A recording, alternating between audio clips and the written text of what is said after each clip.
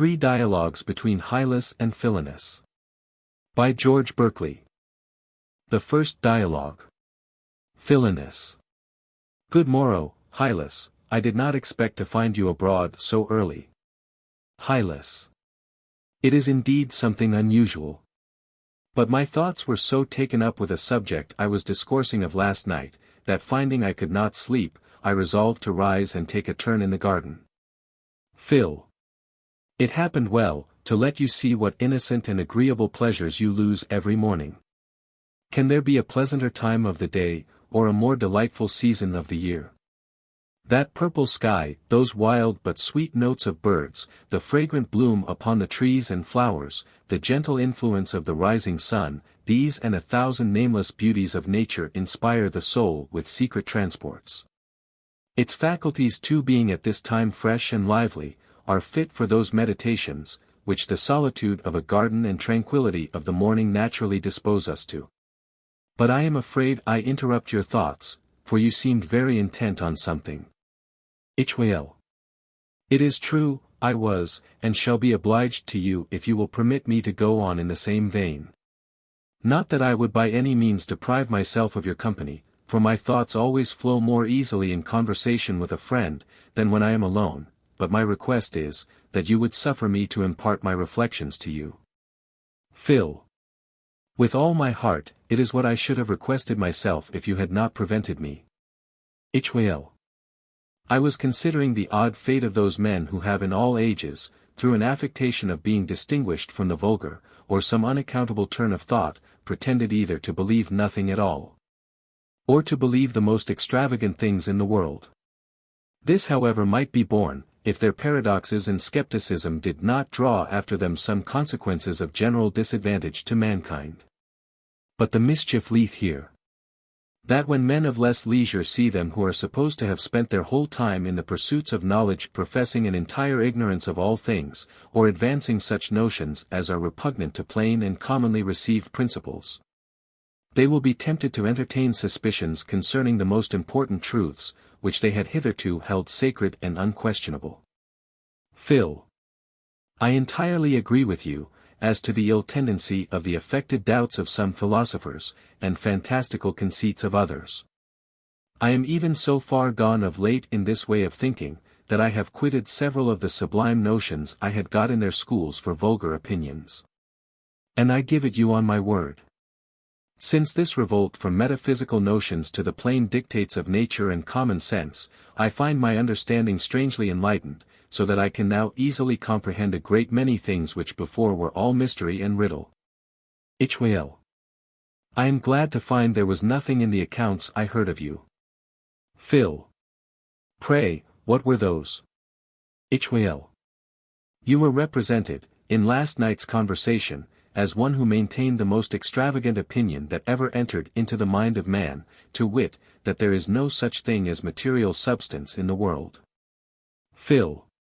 That there is no such thing as what philosophers call material substance, I am seriously persuaded, but, if I were made to see anything absurd or skeptical in this, I should then have the same reason to renounce this that I imagine I have now to reject the contrary opinion. Well. What can anything be more fantastical, more repugnant to common sense, or a more manifest piece of skepticism, than to believe there is no such thing as matter? Phil. Softly, good Hylas. What if it should prove that you, who hold there is, are, by virtue of that opinion, a greater skeptic, and maintain more paradoxes and repugnances to common sense, than I who believe no such thing? Well. You may as soon persuade me, the part is greater than the whole, as that, in order to avoid absurdity and skepticism, I should ever be obliged to give up my opinion in this point. Phil. Well then, are you content to admit that opinion for true, which upon examination shall appear most agreeable to common sense, and remote from skepticism? Well. With all my heart.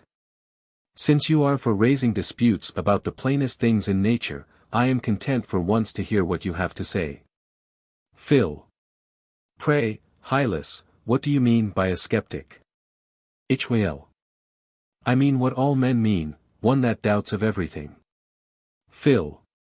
He then who entertains no doubts concerning some particular point, with regard to that point cannot be thought a skeptic. Hylas. I agree with you. Phil. Whether doth doubting consist in embracing the affirmative or negative side of a question? Hylas. In neither, for whoever understands English cannot but know that doubting signifies a suspense between both. Phil. He then that denies any point, can no more be said to doubt of it, than he who affirmeth it with the same degree of assurance. Hylas. True. Phil. And, consequently, for such his denial is no more to be esteemed a skeptic than the other. Hylas. I acknowledge it. Phil. How cometh it to pass then, Hylas, that you pronounce me a skeptic, because I deny what you affirm, to wit, the existence of matter? Since, for aught you can tell, I am as peremptory in my denial, as you in your affirmation. Hylas. Hold, Philonous, I have been a little out in my definition, but every false step a man makes in discourse is not to be insisted on. I said indeed that a skeptic was one who doubted of everything.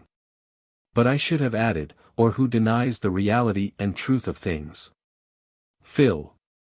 What things? Do you mean the principles and theorems of sciences? But these you know are universal intellectual notions, and consequently independent of matter. The denial therefore of this doth not imply the denying them. Hylas. I grant it. But are there no other things? What think you of distrusting the senses, of denying the real existence of sensible things, or pretending to know nothing of them? Is not this sufficient to denominate a man a skeptic? Phil. Shall we therefore examine which of us it is that denies the reality of sensible things, or professes the greatest ignorance of them? Since, if I take you rightly, he is to be esteemed the greatest skeptic. Hylas. That is what I desire. Phil. What mean you by sensible things? Hylas. Those things which are perceived by the senses. Can you imagine that I mean anything else? Phil. Pardon me, Hylas, if I am desirous clearly to apprehend your notions, since this may much shorten our inquiry. Suffer me then to ask you this farther question. Are those things only perceived by the senses which are perceived immediately? Or, may those things properly be said to be sensible which are perceived mediately, or not without the intervention of others? Hylas. I do not sufficiently understand you. Phil. In reading a book, what I immediately perceive are the letters. But mediately, or by means of these, are suggested to my mind the notions of God, virtue, truth, and Now, that the letters are truly sensible things, or perceived by sense, there is no doubt, but I would know whether you take the thing suggested by them to be so too. Hylas. No, certainly, it were absurd to think God or virtue sensible things. Though they may be signified and suggested to the mind by sensible marks, with which they have an arbitrary connection. Phil. It seems then, that by sensible things you mean those only which can be perceived immediately by sense. Hylas. Right. Phil. Doth it not follow from this, that though I see one part of the sky red, and another blue, and that my reason doth thence evidently conclude there must be some cause of that diversity of colors, yet that cause cannot be said to be a sensible thing? Or perceived by the sense of seeing? Hylas. It doth. Phil. In like manner, though I hear variety of sounds, yet I cannot be said to hear the causes of those sounds. Hylas. You cannot. Phil. And when by my touch I perceive a thing to be hot and heavy, I cannot say, with any truth or propriety, that I feel the cause of its heat or weight. Hylas. To prevent any more questions of this kind, I tell you once for all, that by sensible things I mean those only which are perceived by sense. And that in truth the senses perceive nothing which they do not perceive immediately, for they make no inferences. The deducing therefore of causes or occasions from effects and appearances, which alone are perceived by sense, entirely relates to reason. Phil. This point then is agreed between us, that sensible things are those only which are immediately perceived by sense. You will farther inform me, whether we immediately perceive by sight anything beside light, and colors, and figures. Or by hearing, anything but sounds, by the palate, anything beside tastes, by the smell, beside odors, or by the touch, more than tangible qualities. Hylas. We do not. Phil. It seems, therefore, that if you take away all sensible qualities, there remains nothing sensible. Hylas. I grant it. Phil. Sensible things therefore are nothing else but so many sensible qualities, or combinations of sensible qualities. Hylas. Nothing else. Phil. Heat then is a sensible thing. Hylas. Certainly. Phil. Doth the reality of sensible things consist in being perceived? Or, is it something distinct from their being perceived, and that bears no relation to the mind? Hylas. To exist is one thing, and to be perceived is another. Phil. I speak with regard to sensible things only. And of these I ask, whether by their real existence you mean a subsistence exterior to the mind, and distinct from their being perceived? Hylas. I mean a real absolute being, distinct from, and without any relation to, their being perceived. Phil. Heat therefore, if it be allowed a real being, must exist without the mind. Hylas. It must. Phil. Tell me, Hylas, is this real existence equally compatible to all degrees of heat, which we perceive, or is there any reason why we should attribute it to some, and deny it to others? And if there be, pray let me know that reason. Hylas. Whatever degree of heat we perceive by sense, we may be sure the same exists in the object that occasions it. Phil. What? The greatest as well as the least. Hylas. I tell you, the reason is plainly the same in respect of both. They are both perceived by sense, nay, the greater degree of heat is more sensibly perceived, and consequently, if there is any difference, we are more certain of its real existence than we can be of the reality of a lesser degree. Phil. But is not the most vehement and intense degree of heat a very great pain? Hylas. No one can deny it. Phil. And is any unperceiving thing capable of pain or pleasure? Hylas. No, certainly. Phil. Is your material substance a senseless being, or a being endowed with sense and perception? Hylas. It is senseless without doubt. Phil. It cannot therefore be the subject of pain. Hylas. By no means. Phil. Nor consequently of the greatest heat perceived by sense, since you acknowledge this to be no small pain. Hylas. I grant it. Phil. What shall we say then of your external object, is it a material substance, or no? Hylas. It is a material substance with the sensible qualities inhering in it. Phil. How then can a great heat exist in it, since you own it cannot in a material substance? I desire you would clear this point. Hylas. Hold, Philonous, I fear I was out in yielding intense heat to be a pain. It should seem rather, that pain is something distinct from heat, and the consequence or effect of it. Phil.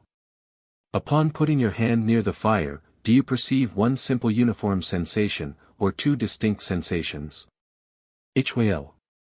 But one simple sensation. Phil. Is not the heat immediately perceived? Hylas. It is. Phil. And the pain? Hylas. True. Phil. Seeing therefore they are both immediately perceived at the same time, and the fire affects you only with one simple or uncompounded idea, it follows that this same simple idea is both the intense heat immediately perceived, and the pain. And, consequently, that the intense heat immediately perceived is nothing distinct from a particular sort of pain. Hylas. It seems so. Phil. Again, try in your thoughts, Hylas, if you can conceive a vehement sensation to be without pain or pleasure. Hyl. I cannot. Phil. Or can you frame to yourself an idea of sensible pain or pleasure in general, abstracted from every particular idea of heat, cold, tastes, smells? And Hyl. I do not find that I can. Phil. Doth it not therefore follow, that sensible pain is nothing distinct from those sensations or ideas, in an intense degree? Hyl. It is undeniable.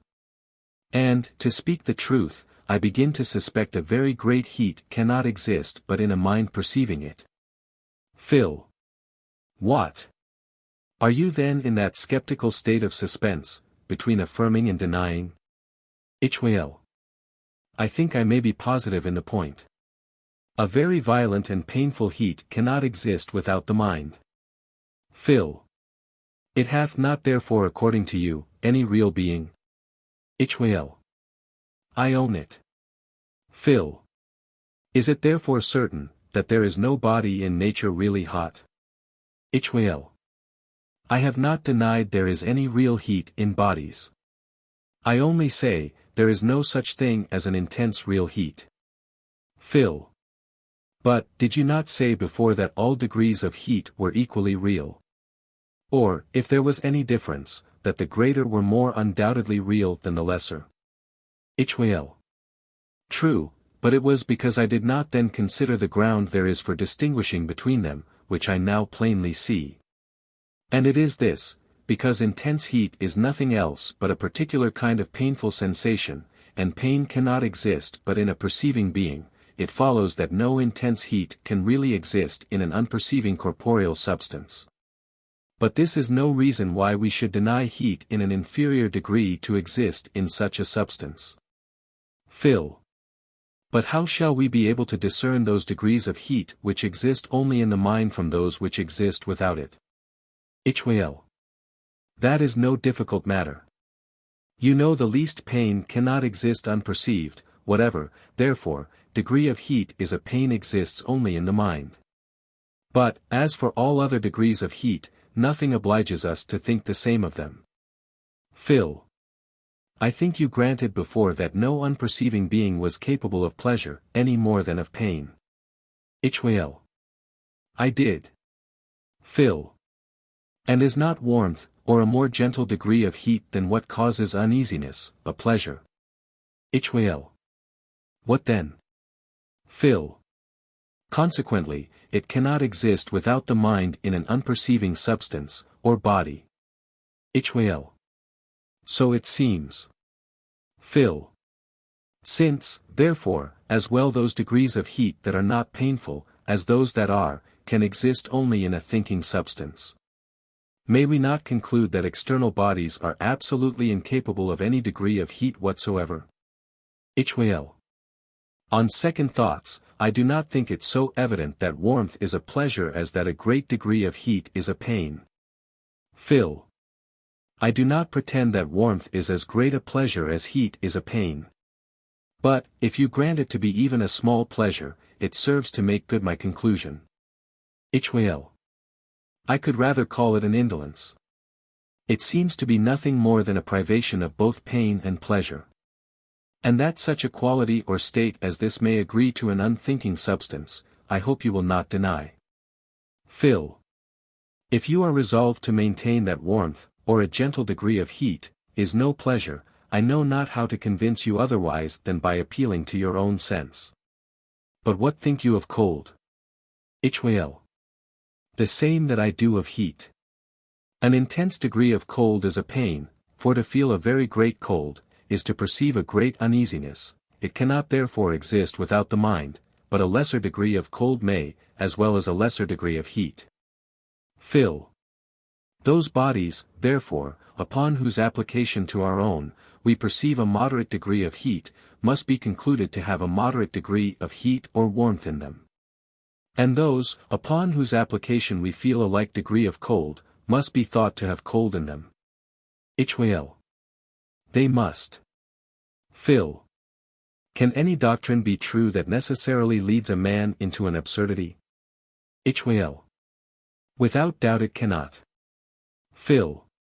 Is it not an absurdity to think that the same thing should be at the same time both cold and warm? Hyl. It is. Phil. Suppose now one of your hands hot, and the other cold, and that they are both at once put into the same vessel of water, in an intermediate state, will not the water seem cold to one hand, and warm to the other? Hyl. It will. Phil. Ought we not therefore, by your principles, to conclude it is really both cold and warm at the same time, that is, according to your own concession, to believe in absurdity? Hyl. I confess it seems so. Phil. Consequently, the principles themselves are false, since you have granted that no true principle leads to an absurdity. Hyl. But, after all, can anything be more absurd than to say, there is no heat in the fire? Phil. To make the point still clearer, tell me whether, in two cases exactly alike, we ought not to make the same judgment. Hyl. We ought. Phil.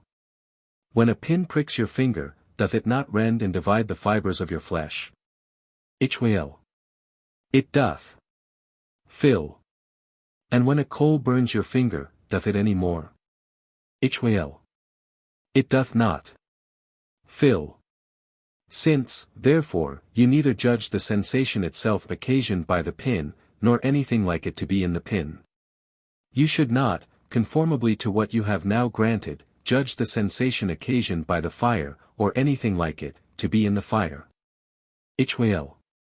Well, since it must be so, I am content to yield this point, and acknowledge that heat and cold are only sensations existing in our minds. But there still remain qualities enough to secure the reality of external things. Phil. But what will you say, Hylas, if it shall appear that the case is the same with regard to all other sensible qualities, and that they can no more be supposed to exist without the mind, than heat and cold? Hyl.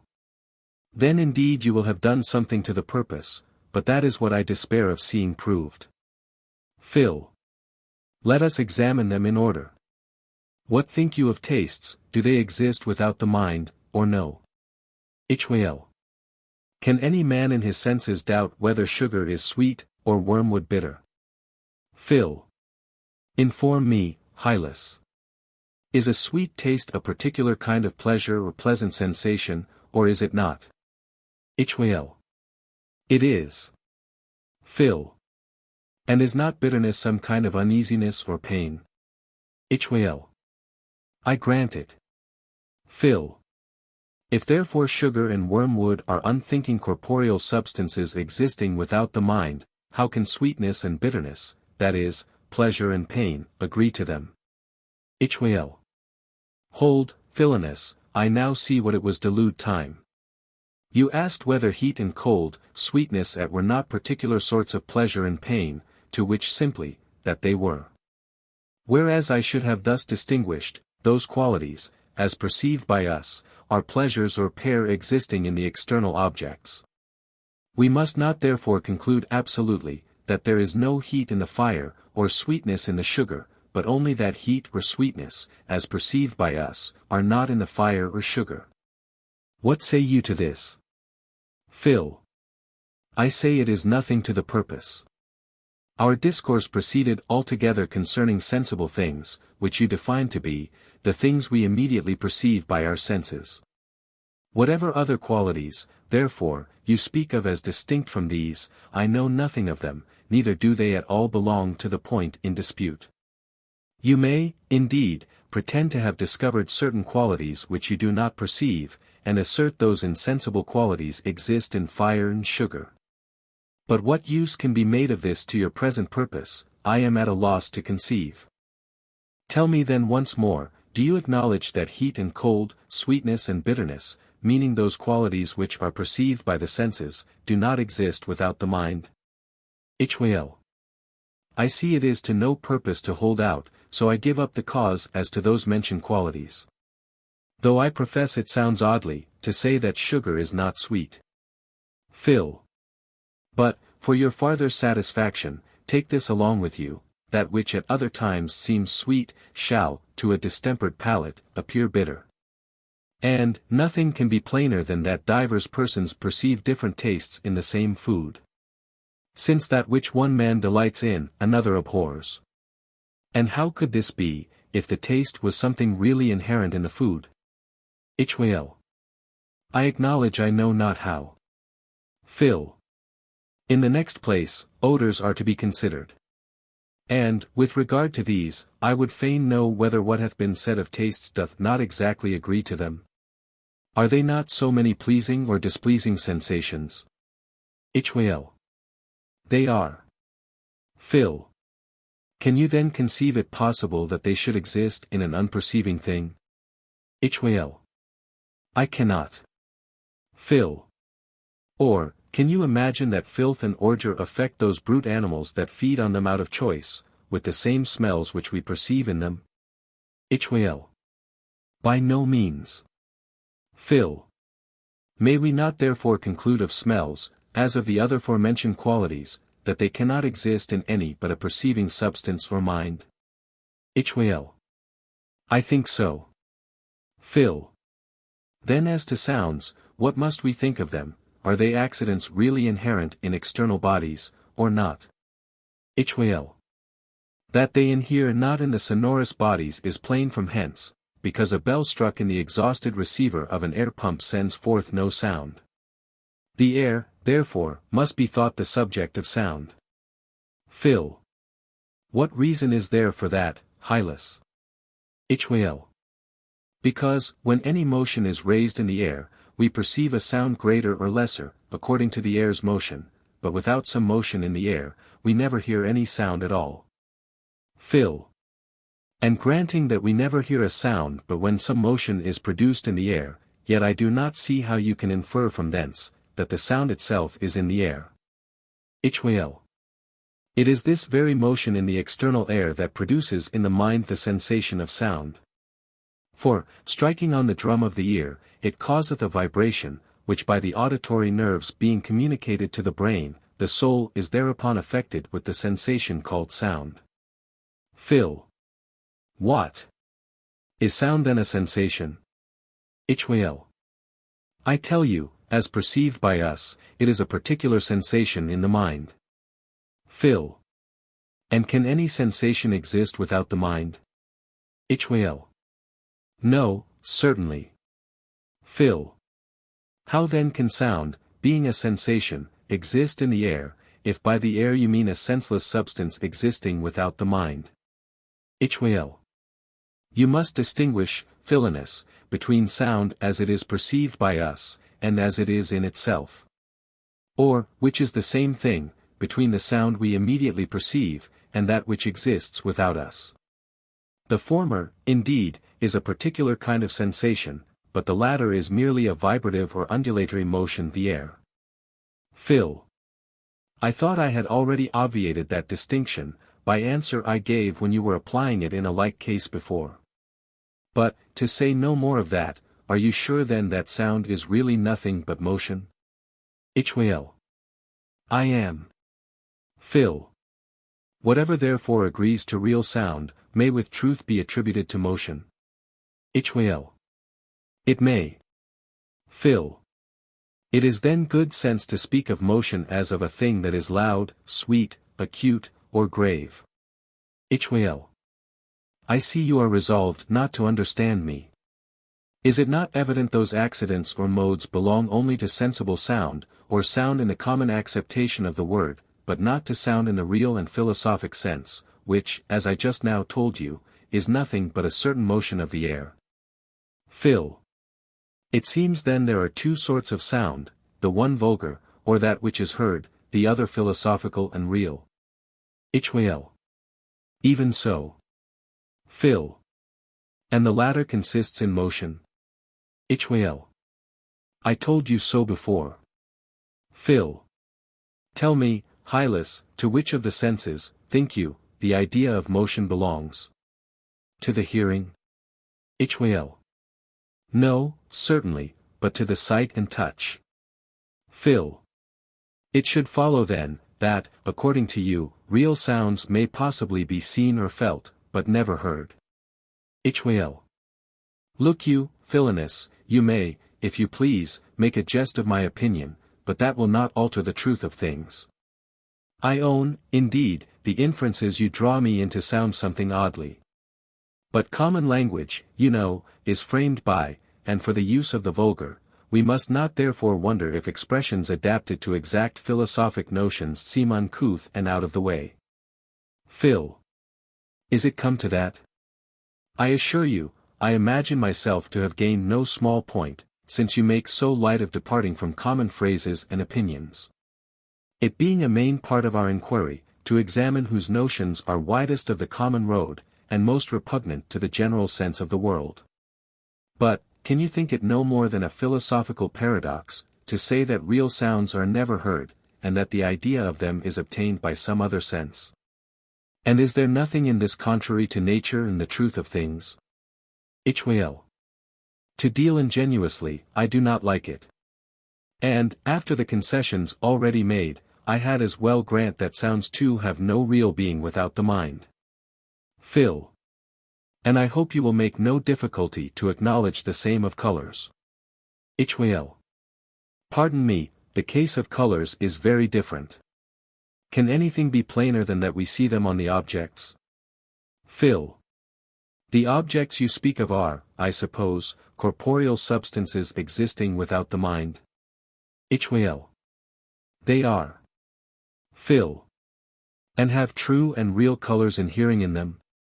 Hylas. Each visible object hath that color which we see in it. Phil. How? Is there anything visible but what we perceive by sight? Hylas. There is not. Phil. And, do we perceive anything by sense which we do not perceive immediately? Hylas. How often must I be obliged to repeat the same thing? I tell you, we do not. Phil. Have patience, good Hylas. And tell me once more, whether there is anything immediately perceived by the senses, except sensible qualities.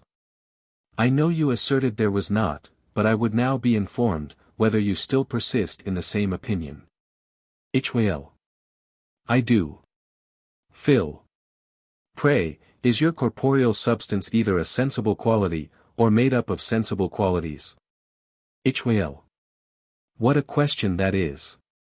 Who ever thought it was? Phil. My reason for asking was, because in saying, each visible object hath that color which we see in it, you make visible objects to be corporeal substances. Which implies either that corporeal substances are sensible qualities, or else that there is something besides sensible qualities perceived by sight, but, as this point was formerly agreed between us, and is still maintained by you, it is a clear consequence, that your corporeal substance is nothing distinct from sensible qualities. Hylas. You may draw as many absurd consequences as you please, and endeavor to perplex the plainest things, but you shall never persuade me out of my senses. I clearly understand my own meaning. Phil. I wish you would make me understand it too. But, since you are unwilling to have your notion of corporeal substance examined, I shall urge that point no farther. Only be pleased to let me know, whether the same colors which we see exist in external bodies, or some other. Hylas. The very same. Phil. What? Are then the beautiful red and purple we see on yonder clouds really in them? Or do you imagine they have in themselves any other form than that of a dark mist or vapor? Hylas. I must own, Philonous, those colors are not really in the clouds as they seem to be at this distance. They are only apparent colors. Phil. Apparent call you them? How shall we distinguish these apparent colors from real? Hylas. Very easily. Those are to be thought apparent which, appearing only at a distance, vanish upon a nearer approach. Phil. And those, I suppose, are to be thought real which are discovered by the most near and exact survey. Hylas. Right. Phil. Is the nearest and exactest survey made by the help of a microscope, or by the naked eye? Hyl. By a microscope, doubtless. Phil. But a microscope often discovers colors in an object different from those perceived by the unassisted sight. And, in case we had microscopes magnifying to any assigned degree, it is certain that no object whatsoever, viewed through them, would appear in the same color which it exhibits to the naked eye. Hyl. And what will you conclude from all this? You cannot argue that there are really and naturally no colors on objects, because by artificial managements they may be altered, or made to vanish. Phil. I think it may evidently be concluded from your own concessions, that all the colors we see with our naked eyes are only apparent as those on the clouds. Since they vanish upon a more close and accurate inspection which is afforded us by a microscope. Then, as to what you say by way of prevention, I ask you whether the real and natural state of an object is better discovered by a very sharp and piercing sight, or by one which is less sharp. Hyl. By the former without doubt. Phil. Is it not plain from dioptrics that microscopes make the sight more penetrating, and represent objects as they would appear to the eye in case it were naturally endowed with a most exquisite sharpness? Hyl. It is. Phil. Consequently the microscopical representation is to be thought that which best sets forth the real nature of the thing, or what it is in itself. The colors, therefore, by it perceived are more genuine and real than those perceived otherwise. Hyl. I confess there is something in what you say. Phil. Besides, it is not only possible but manifest, that there actually are animals whose eyes are by nature framed to perceive those things which by reason of their minuteness escape our sight. What think you of those inconceivably small animals perceived by glasses? Must we suppose they are all stark blind? Or, in case they see, can it be imagined their sight hath not the same use in preserving their bodies from injuries, which appears in that of all other animals? And if it hath, is it not evident they must see particles less than their own bodies? Which will present them with a far different view in each object from that which strikes our senses. Even our own eyes do not always represent objects to us after the same manner. In the jaundice every one knows that all things seem yellow. Is it not therefore highly probable those animals in whose eyes we discern a very different texture from that of ours, and whose bodies abound with different humors, do not see the same colors in every object that we do? From all which, should it not seem to follow that all colors are equally apparent, and that none of those which we perceive are really inherent in any outward object? Hyl. It should. Phil. The point will be past all doubt, if you consider that, in case colors were real properties or affections inherent in external bodies, they could admit of no alteration without some change wrought in the very bodies themselves. But is it not evident from what hath been said that, upon the use of microscopes, upon a change happening in the burnouts of the eye, or a variation of distance, without any manner of real alteration in the thing itself, the colors of any object are either changed, or totally disappear? Nay, all other circumstances remaining the same, change but the situation of some objects, and they shall present different colors to the eye. The same thing happens upon viewing an object in various degrees of light. And what is more known than that the same bodies appear differently colored by candlelight from what they do in the open day? Add to these the experiment of a prism which, separating the heterogeneous rays of light, alters the color of any object, and will cause the whitest to appear of a deep blue or red to the naked eye.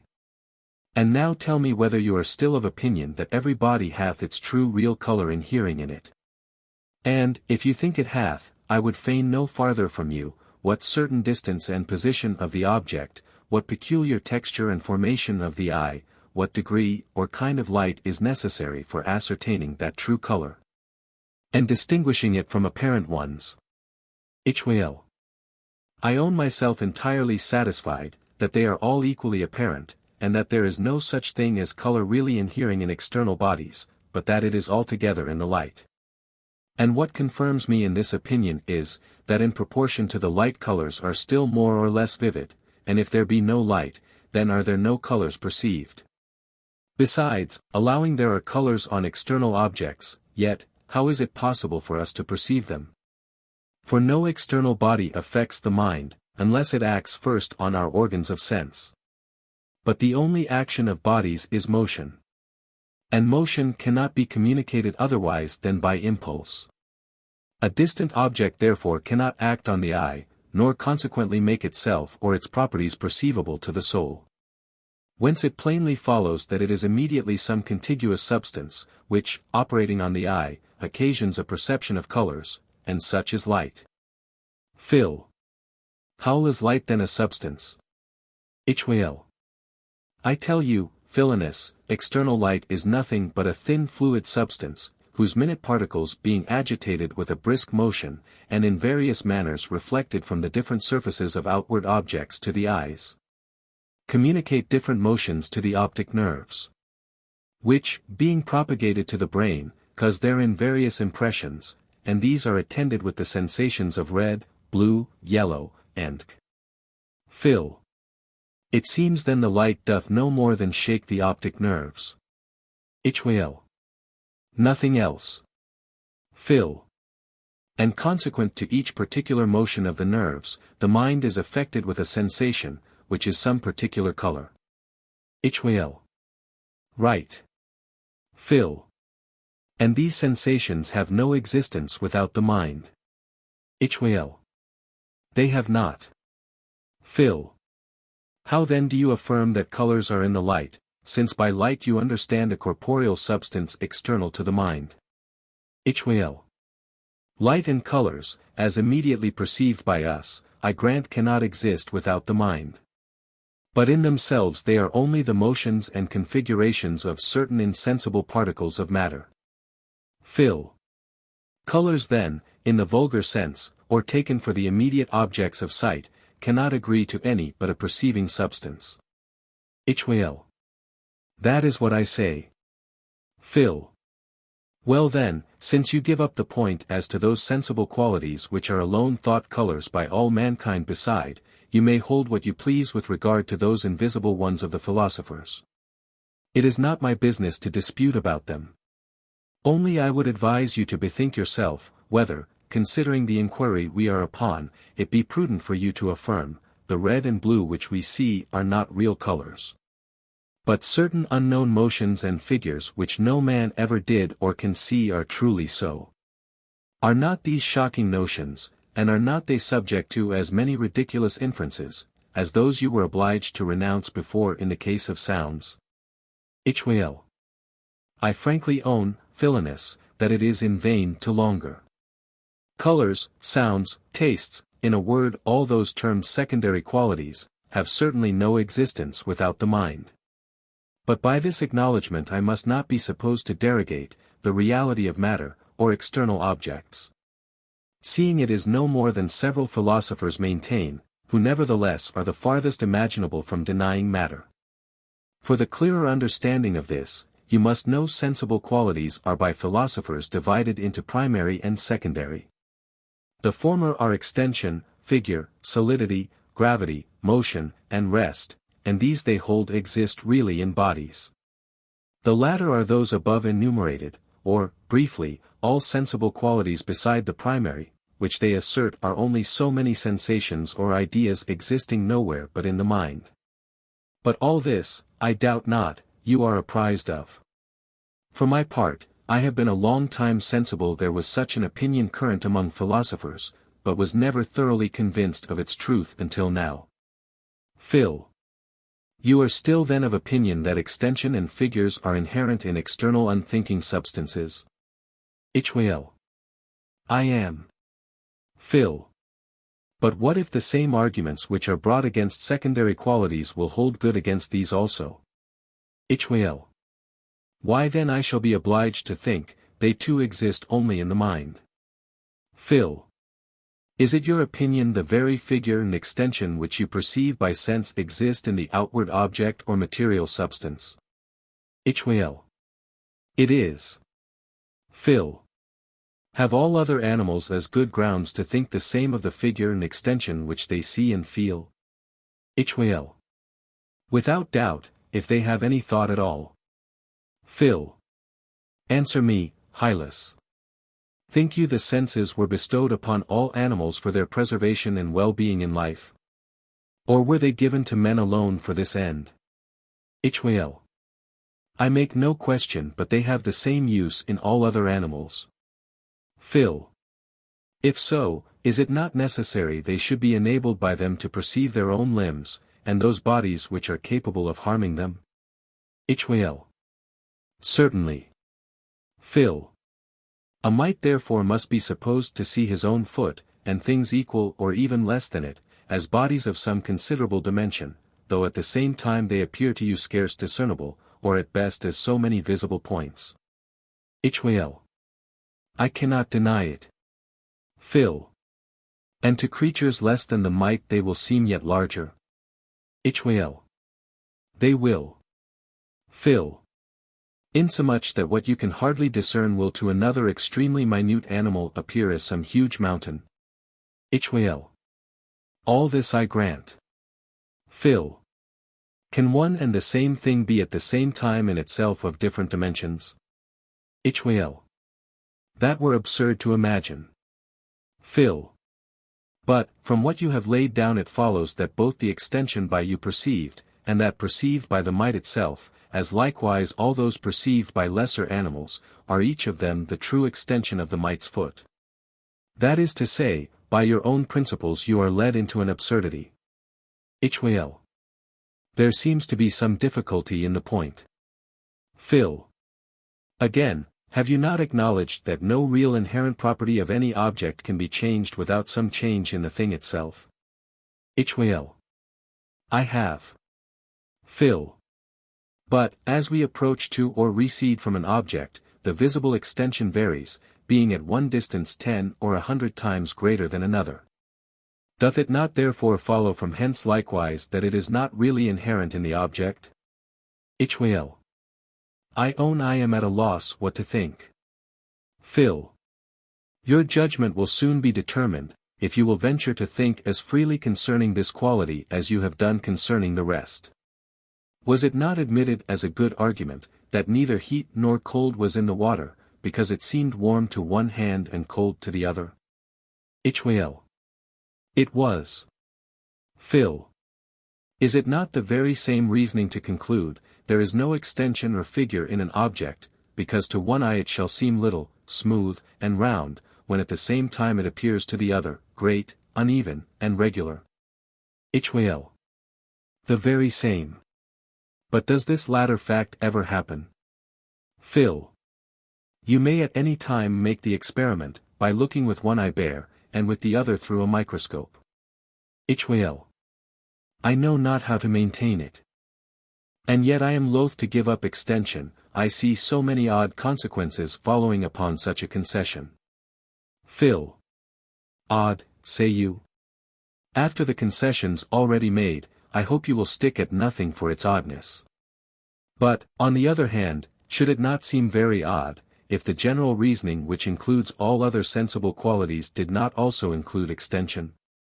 If it be allowed that no idea, nor anything like an idea, can exist in an unperceiving substance, then surely it follows that no figure, or mode of extension, which we can either perceive, or imagine, or have any idea of, can be really inherent in matter. Not to mention the peculiar difficulty there must be in conceiving a material substance, prior to and distinct from extension to be the substratum of extension. Be the sensible quality what it will, figure, or sound, or color, it seems alike impossible it should subsist in that which doth not perceive it. Hylas. I give up the point for the present, reserving still a right to retract my opinion, in case I shall hereafter discover any false step in my progress to it. Phil. That is a right you cannot be denied. Figures and extension being dispatched, we proceed next to motion. Can a real motion in any external body be at the same time very swift and very slow? Hylas. It cannot. Phil. Is not the motion of a body swift in a reciprocal proportion to the time it takes up in describing any given space? Thus a body that describes a mile in an hour moves 3 times faster than it would in case it described only a mile in 3 hours. Hylas. I agree with you. Phil. And is not time measured by the succession of ideas in our minds? Hylas. It is. Phil. And is it not possible ideas should succeed one another twice as fast in your mind as they do in mine, or in that of some spirit of another kind? Hylas. I own it. Phil. Consequently the same body may to another seem to perform its motion over any space in half the time that it doth to you. And the same reasoning will hold as to any other proportion, that is to say, according to your principles, since the motions perceived are both really in the object, it is possible one and the same body shall be really moved the same way at once. Both very swift and very slow. How is this consistent either with common sense, or with what you just now granted? Hylas. I have nothing to say to it. Phil. Then as for solidity. Either you do not mean any sensible quality by that word, and so it is beside our inquiry, or if you do, it must be either hardness or resistance. But both the one and the other are plainly relative to our senses, it being evident that what seems hard to one animal may appear soft to another, who hath greater force and firmness of limbs. Nor is it less plain that the resistance I feel is not in the body. Hylas. I own the very sensation of resistance, which is all you immediately perceive, is not in the body, but the cause of that sensation is. Phil. But the causes of our sensations are not things immediately perceived, and therefore are not sensible. This point I thought had been already determined. Hylas. I own it was. But you will pardon me if I seem a little embarrassed, I know not how to quit my old notions. Phil. To help you out, do but consider that if extension be once acknowledged to have no existence without the mind, the same must necessarily be granted of motion, solidity, and gravity, since they all evidently suppose extension. It is therefore superfluous to inquire particularly concerning each of them. In denying extension, you have denied them all to have any real existence. Hylas. I wonder, Philonous, if what you say be true, why those philosophers who deny the secondary qualities any real existence should yet attribute it to the primary. If there is no difference between them, how can this be accounted for? Phil. It is not my business to account for every opinion of the philosophers. But, among other reasons which may be assigned for this, it seems probable that pleasure and pain being rather annexed to the former than the latter may be one. Heat and cold, tastes and smells, have something more vividly pleasing or disagreeable than the ideas of extension, figure, and motion affect us with. And, it being too visibly absurd to hold that pain or pleasure can be in an unperceiving substance, men are more easily weaned from believing the external existence of the secondary than the primary qualities. You will be satisfied there is something in this, if you recollect the difference you made between an intense and more moderate degree of heat, allowing the one a real existence, while you denied it to the other. But, after all, there is no rational ground for that distinction, for, surely an indifferent sensation is as truly a sensation as one more pleasing or painful. And consequently should not any more than they be supposed to exist in an unthinking subject. Hylas. It is just come into my head, Philonous, that I have somewhere heard of a distinction between absolute and sensible extension. Now, though it be acknowledged that great and small, consisting merely in the relation which other extended beings have to the parts of our own bodies, do not really inhere in the substances themselves. Yet nothing obliges us to hold the same with regard to absolute extension, which is something abstracted from great and small, from this or that particular magnitude or figure. So likewise as to motion. Swift and slow are altogether relative to the succession of ideas in our own minds. But, it doth not follow, because those modifications of motion exist not without the mind, that therefore absolute motion abstracted from them doth not. Phil. Pray what is it that distinguishes one motion, or one part of extension, from another? Is it not something sensible, as some degree of swiftness or slowness, some certain magnitude or figure peculiar to each? Hylas. I think so. Phil. These qualities, therefore, stripped of all sensible properties, are without all specific and numerical differences, as the schools call them. Hyl. They are. Phil. That is to say, they are extension in general, and motion in general. Hyl. Let it be so. Phil. But it is a universally received maxim that everything which exists is particular.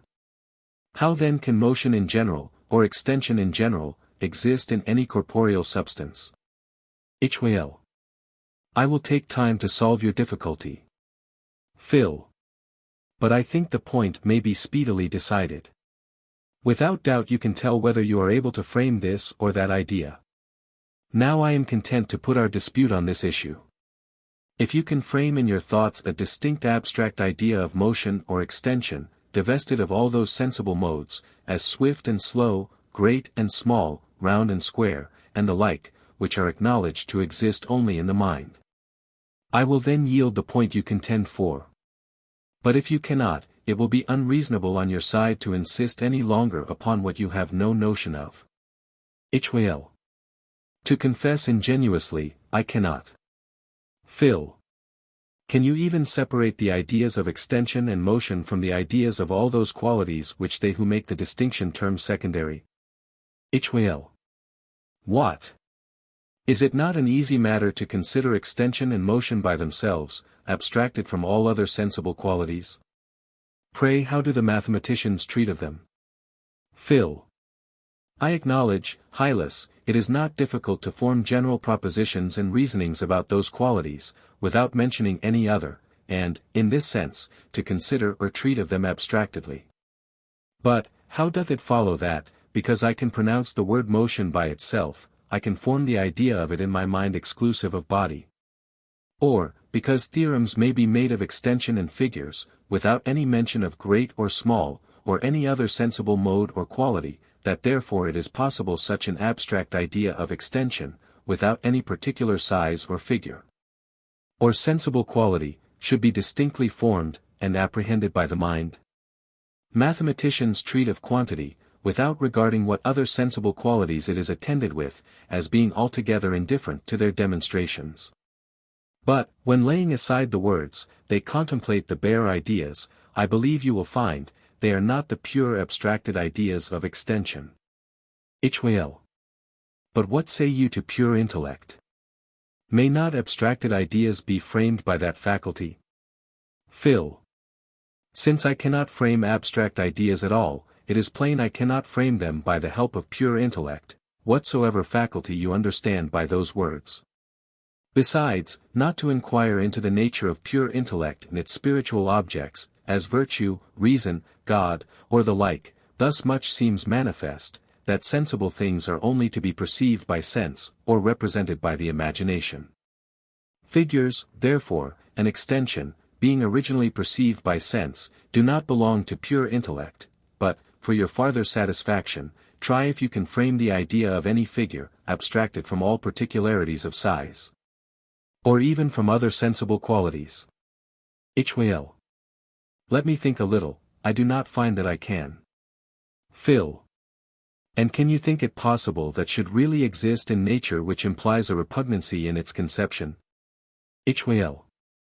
By no means. Phil.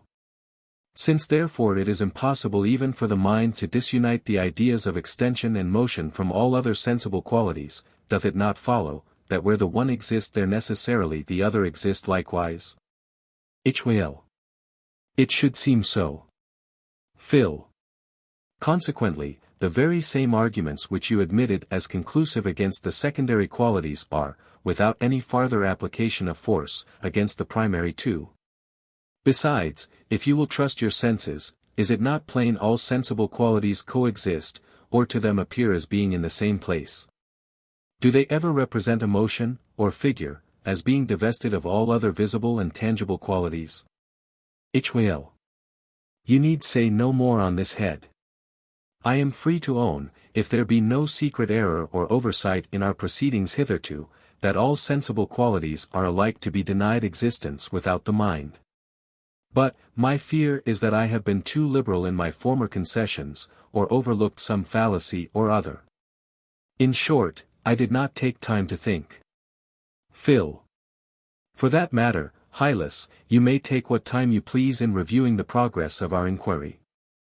You are at liberty to recover any slips you might have made, or offer whatever you have omitted which makes for your first opinion.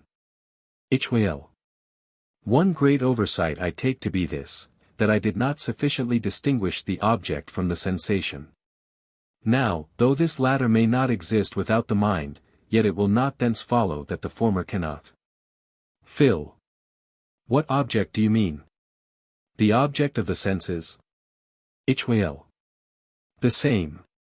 Phil. It is then immediately perceived? Hyl. Right. Phil. Make me to understand the difference between what is immediately perceived and a sensation. Hyl. The sensation I take to be an act of the mind perceiving, besides which, there is something perceived, and this I call the object. For example, there is red and yellow on that tulip. But then the act of perceiving those colors is in me only, and not in the tulip. Phil. What tulip do you speak of? Is it that which you see? Hyl. The same. Phil. And what do you see beside color, figure, and extension? Hyl. Nothing. Phil. What you would say then is that the red and yellow are coexistent with the extension, is it not? Hyl. That is not all, I would say they have a real existence without the mind, in some unthinking substance. Phil. That the colors are really in the tulip which I see is manifest. Neither can it be denied that this tulip may exist independent of your mind or mine. But, that any immediate object of the senses, that is, any idea, or combination of ideas, should exist in an unthinking substance, or exterior to all minds, is in itself an evident contradiction. Nor can I imagine how this follows from what you said just now, to wit, that the red and yellow were on the tulip you saw, since you do not pretend to see that unthinking substance. Hyl. You have an artful way, Philonous, of diverting our inquiry from the subject. Phil. I see you have no mind to be pressed that way. To return then to your distinction between sensation and object. If I take you right, you distinguish in every perception two things, the one an action of the mind, the other not. Hyl. True. Phil. And this action cannot exist in, or belong to, any unthinking thing. But, whatever beside is implied in a perception may. Hyl. That is my meaning. Phil. So that if there was a perception without any act of the mind, it were possible such a perception should exist in an unthinking substance. Hyl. I grant it. But it is impossible there should be such a perception. Phil. When is the mind said to be active? Hyl. When it produces, puts an end to, or changes, anything. Phil. Can the mind produce, discontinue, or change anything, but by an act of the will? Hyl. It cannot. Phil. The mind therefore is to be accounted active in its perceptions so far forth as volition is included in them? Hyl. It is. Phil. In plucking this flower I am active. Because I do it by the motion of my hand, which was consequent upon my volition, so likewise in applying it to my nose. But is either of these smelling? Hyl. No. Phil. I act too in drawing the air through my nose. Because my breathing so rather than otherwise is the effect of my volition. But neither can this be called smelling, for, if it were, I should smell every time I breathed in that manner. Hyl. True. Phil. Smelling then is somewhat consequent to all this? Hyl. It is. Phil. But I do not find my will concerned any farther. Whatever more there is, as that I perceive such a particular smell, or any smell at all, this is independent of my will, and therein I am altogether passive. Do you find it otherwise with you, Hylas? Hyl. No, the very same. Phil. Then, as to seeing, is it not in your power to open your eyes, or keep them shut, to turn them this or that way. Hyl. Without doubt. Phil. But, doth it in like manner depend on your will that in looking on this flower you perceive white rather than any other color? Or, directing your open eyes towards yonder part of the heaven, can you avoid seeing the sun? Or is light or darkness the effect of your volition? Hyl. No, certainly. Phil. You are then in these respects altogether passive? Hyl. I am. Phil. Tell me now, whether seeing consists in perceiving light and colors, or in opening and turning the eyes? Hyl. Without doubt, in the former. Phil. Since therefore you are in the very perception of light and colors altogether passive, what has become of that action you were speaking of as an ingredient in every sensation? And, doth it not follow from your own concessions, that the perception of light and colors, including no action in it, may exist in an unperceiving substance? And is not this a plain contradiction? Hyl. I know not what to think of it. Phil. Besides, since you distinguish the active and passive in every perception, you must do it in that of pain. But how is it possible that pain, be it as little active as you please, should exist in an unperceiving substance? In short, do but consider the point, and then confess ingenuously, whether light and colors, tastes, sounds, and are not all equally passions or sensations in the soul. You may indeed call them external objects, and give them in words what subsistence you please. But, examine your own thoughts, and then tell me whether it be not as I say. Hyl. I acknowledge, Philonous, that, upon a fair observation of what passes in my mind, I can discover nothing else but that I am a thinking being, affected with variety of sensations. Neither is it possible to conceive how a sensation should exist in an unperceiving substance. But then, on the other hand, when I look on sensible things in a different view, considering them as so many modes and qualities, I find it necessary to suppose a material substratum, without which they cannot be conceived to exist. Phil. Material substratum call you it? Pray, by which of your senses came you acquainted with that being? Hyl. It is not itself sensible, its modes and qualities only being perceived by the senses. Phil. I presume then it was by reflection and reason you obtained the idea of it. Hyl. I do not pretend to any proper positive idea of it. However, I conclude it exists, because qualities cannot be conceived to exist without a support. Phil. It seems then you have only a relative notion of it, or that you conceive it not otherwise than by conceiving the relation it bears to sensible qualities. Hyl. Right. Phil. Be pleased therefore to let me know wherein that relation consists. Hyl.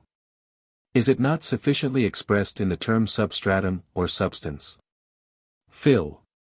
If so, the word substratum should import that it is spread under the sensible qualities or accidents. Hyl. True. Phil. And consequently under extension. Hyl. I own it. Phil. It is therefore somewhat in its own nature entirely distinct from extension. Hyl. I tell you, extension is only a mode, and matter is something that supports modes. And is it not evident the thing supported is different from the thing supporting? Phil. So that something distinct from, and exclusive of, extension is supposed to be the substratum of extension? Hyl. Just so. Phil. Answer me, Hylas. Can a thing be spread without extension? Or is not the idea of extension necessarily included in spreading? Hyl. It is. Phil. Whatsoever therefore you suppose spread under anything must have in itself an extension distinct from the extension of that thing under which it is spread? Hyl. It must. Phil. Consequently, every corporeal substance, being the substratum of extension, must have in itself another extension, by which it is qualified to be a substratum, and so on to infinity. And I ask whether this be not absurd in itself, and repugnant to what you granted just now, to wit, that the substratum was something distinct from and exclusive of extension. Hylas. But, Philonous, you take me wrong. I do not mean that matter is spread in a gross literal sense under extension. The word substratum is used only to express in general the same thing with substance. Phil. Well then, let us examine the relation implied in the term substance. Is it not that it stands under accidents? Hylas. The very same. Phil. But, that one thing may stand under or support another, must it not be extended? Hylas. It must. Phil. Is not therefore this supposition liable to the same absurdity with the former? Hylas. You still take things in a strict literal sense. That is not fair, Philonous. Phil. I am not for imposing any sense on your words, you are at liberty to explain them as you please. Only, I beseech you, make me understand something by them. You tell me matter supports or stands under accidents. How? Is it as your legs support your body? Hylas. No, that is the literal sense. Phil. Pray let me know any sense, literal or not literal, that you understand it in. How long must I wait for an answer, Hylas? Hylas. I declare I know not what to say. I once thought I understood well enough what was meant by matter supporting accidents. But now, the more I think on it the less can I comprehend it, in short I find that I know nothing of it. Phil. It seems then you have no idea at all, neither relative nor positive, of matter, you know neither what it is in itself, nor what relation it bears to accidents. Hylas. I acknowledge it. Phil. And yet you asserted that you could not conceive how qualities or accidents should really exist, without conceiving at the same time a material support of them. Hylas. I did. Phil. That is to say, when you conceive the real existence of qualities, you do withal conceive something which you cannot conceive. Hylas. It was wrong, I own. But still I fear there is some fallacy or other. Pray what think you of this? It has just come into my head that the ground of all our mistake lies in your treating of each quality by itself. Now, I grant that each quality cannot singly subsist without the mind. Color cannot without extension, neither can figure without some other sensible quality.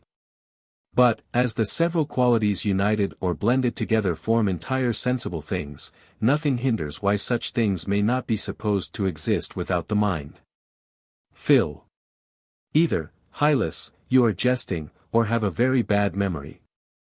Though indeed we went through all the qualities by name one after another, yet my arguments or rather your concessions, nowhere tended to prove that the secondary qualities did not subsist each alone by itself. But, that they were not at all without the mind. Indeed, in treating of figure and motion we concluded they could not exist without the mind, because it was impossible even in thought to separate them from all secondary qualities, so as to conceive them existing by themselves. But then this was not the only argument made use of upon that occasion. But, to pass by all that hath been hitherto said, and reckon it for nothing, if you will have it so, I am content to put the whole upon this issue. If you can conceive it possible for any mixture or combination of qualities, or any sensible object whatever, to exist without the mind, then I will grant it actually to be so. Hylas. If it comes to that the point will soon be decided. What more easy than to conceive a tree or house existing by itself, independent of, and unperceived by, any mind whatsoever? I do at this present time conceive them existing after that manner. Phil. How say you, Hylas, can you see a thing which is at the same time unseen? Hylas. No, that were a contradiction. Phil. Is it not as great a contradiction to talk of conceiving a thing which is unconceived? Hylas. It is. Phil. The tree or house therefore which you think of is conceived by you. Hylas. How should it be otherwise? Phil. And what is conceived is surely in the mind. Hylas. Without question, that which is conceived is in the mind. Phil. How then came you to say, you conceived a house or tree existing independent and out of all minds whatsoever? Hylas. That was I own an oversight, but stay, let me consider what led me into it. It is a pleasant mistake enough. As I was thinking of a tree in a solitary place, where no one was present to see it, methought that was to conceive a tree as existing unperceived or unthought of, not considering that I myself conceived it all the while. But now I plainly see that all I can do is to frame ideas in my own mind. I may indeed conceive in my own thoughts the idea of a tree, or a house, or a mountain, but that is all. And this is far from proving that I can conceive them existing out of the minds of all spirits. Phil. You acknowledge then that you cannot possibly conceive how any one corporeal sensible thing should exist otherwise than in the mind? Hylas. I do.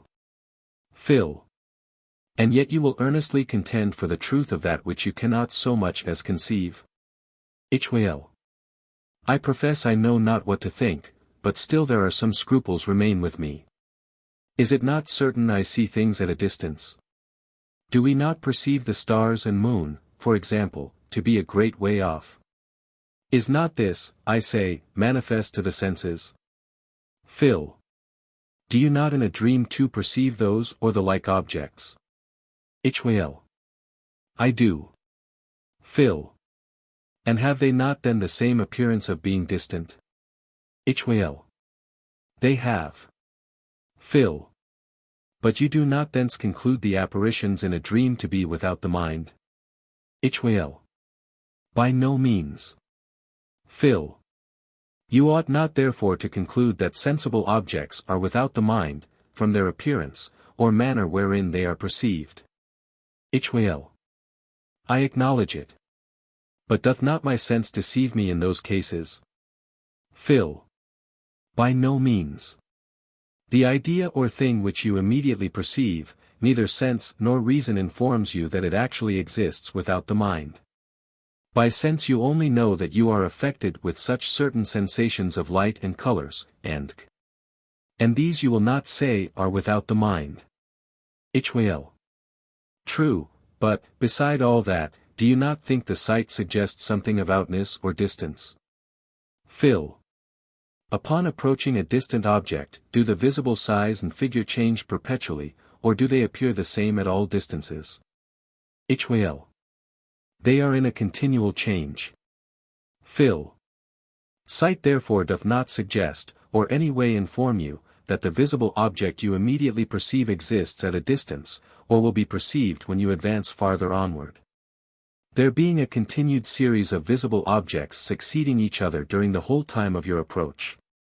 Hylas. It doth not. But still I know, upon seeing an object, what object I shall perceive after having passed over a certain distance, no matter whether it be exactly the same or no, there is still something of distance suggested in the case. Phil. Good Hylas, do but reflect a little on the point, and then tell me whether there be any more in it than this, from the ideas you actually perceive by sight. You have by experience learned to collect what other ideas you will, according to the standing order of nature, be affected with, after such a certain succession of time and motion. Hylas. Upon the whole, I take it to be nothing else. Phil. Now, is it not plain that if we suppose a man born blind was on a sudden made to see, he could at first have no experience of what may be suggested by sight? Hylas. It is. Phil. He would not then, according to you, have any notion of distance annexed to the things he saw, but would take them for a new set of sensations, existing only in his mind? Hylas. It is undeniable. Phil.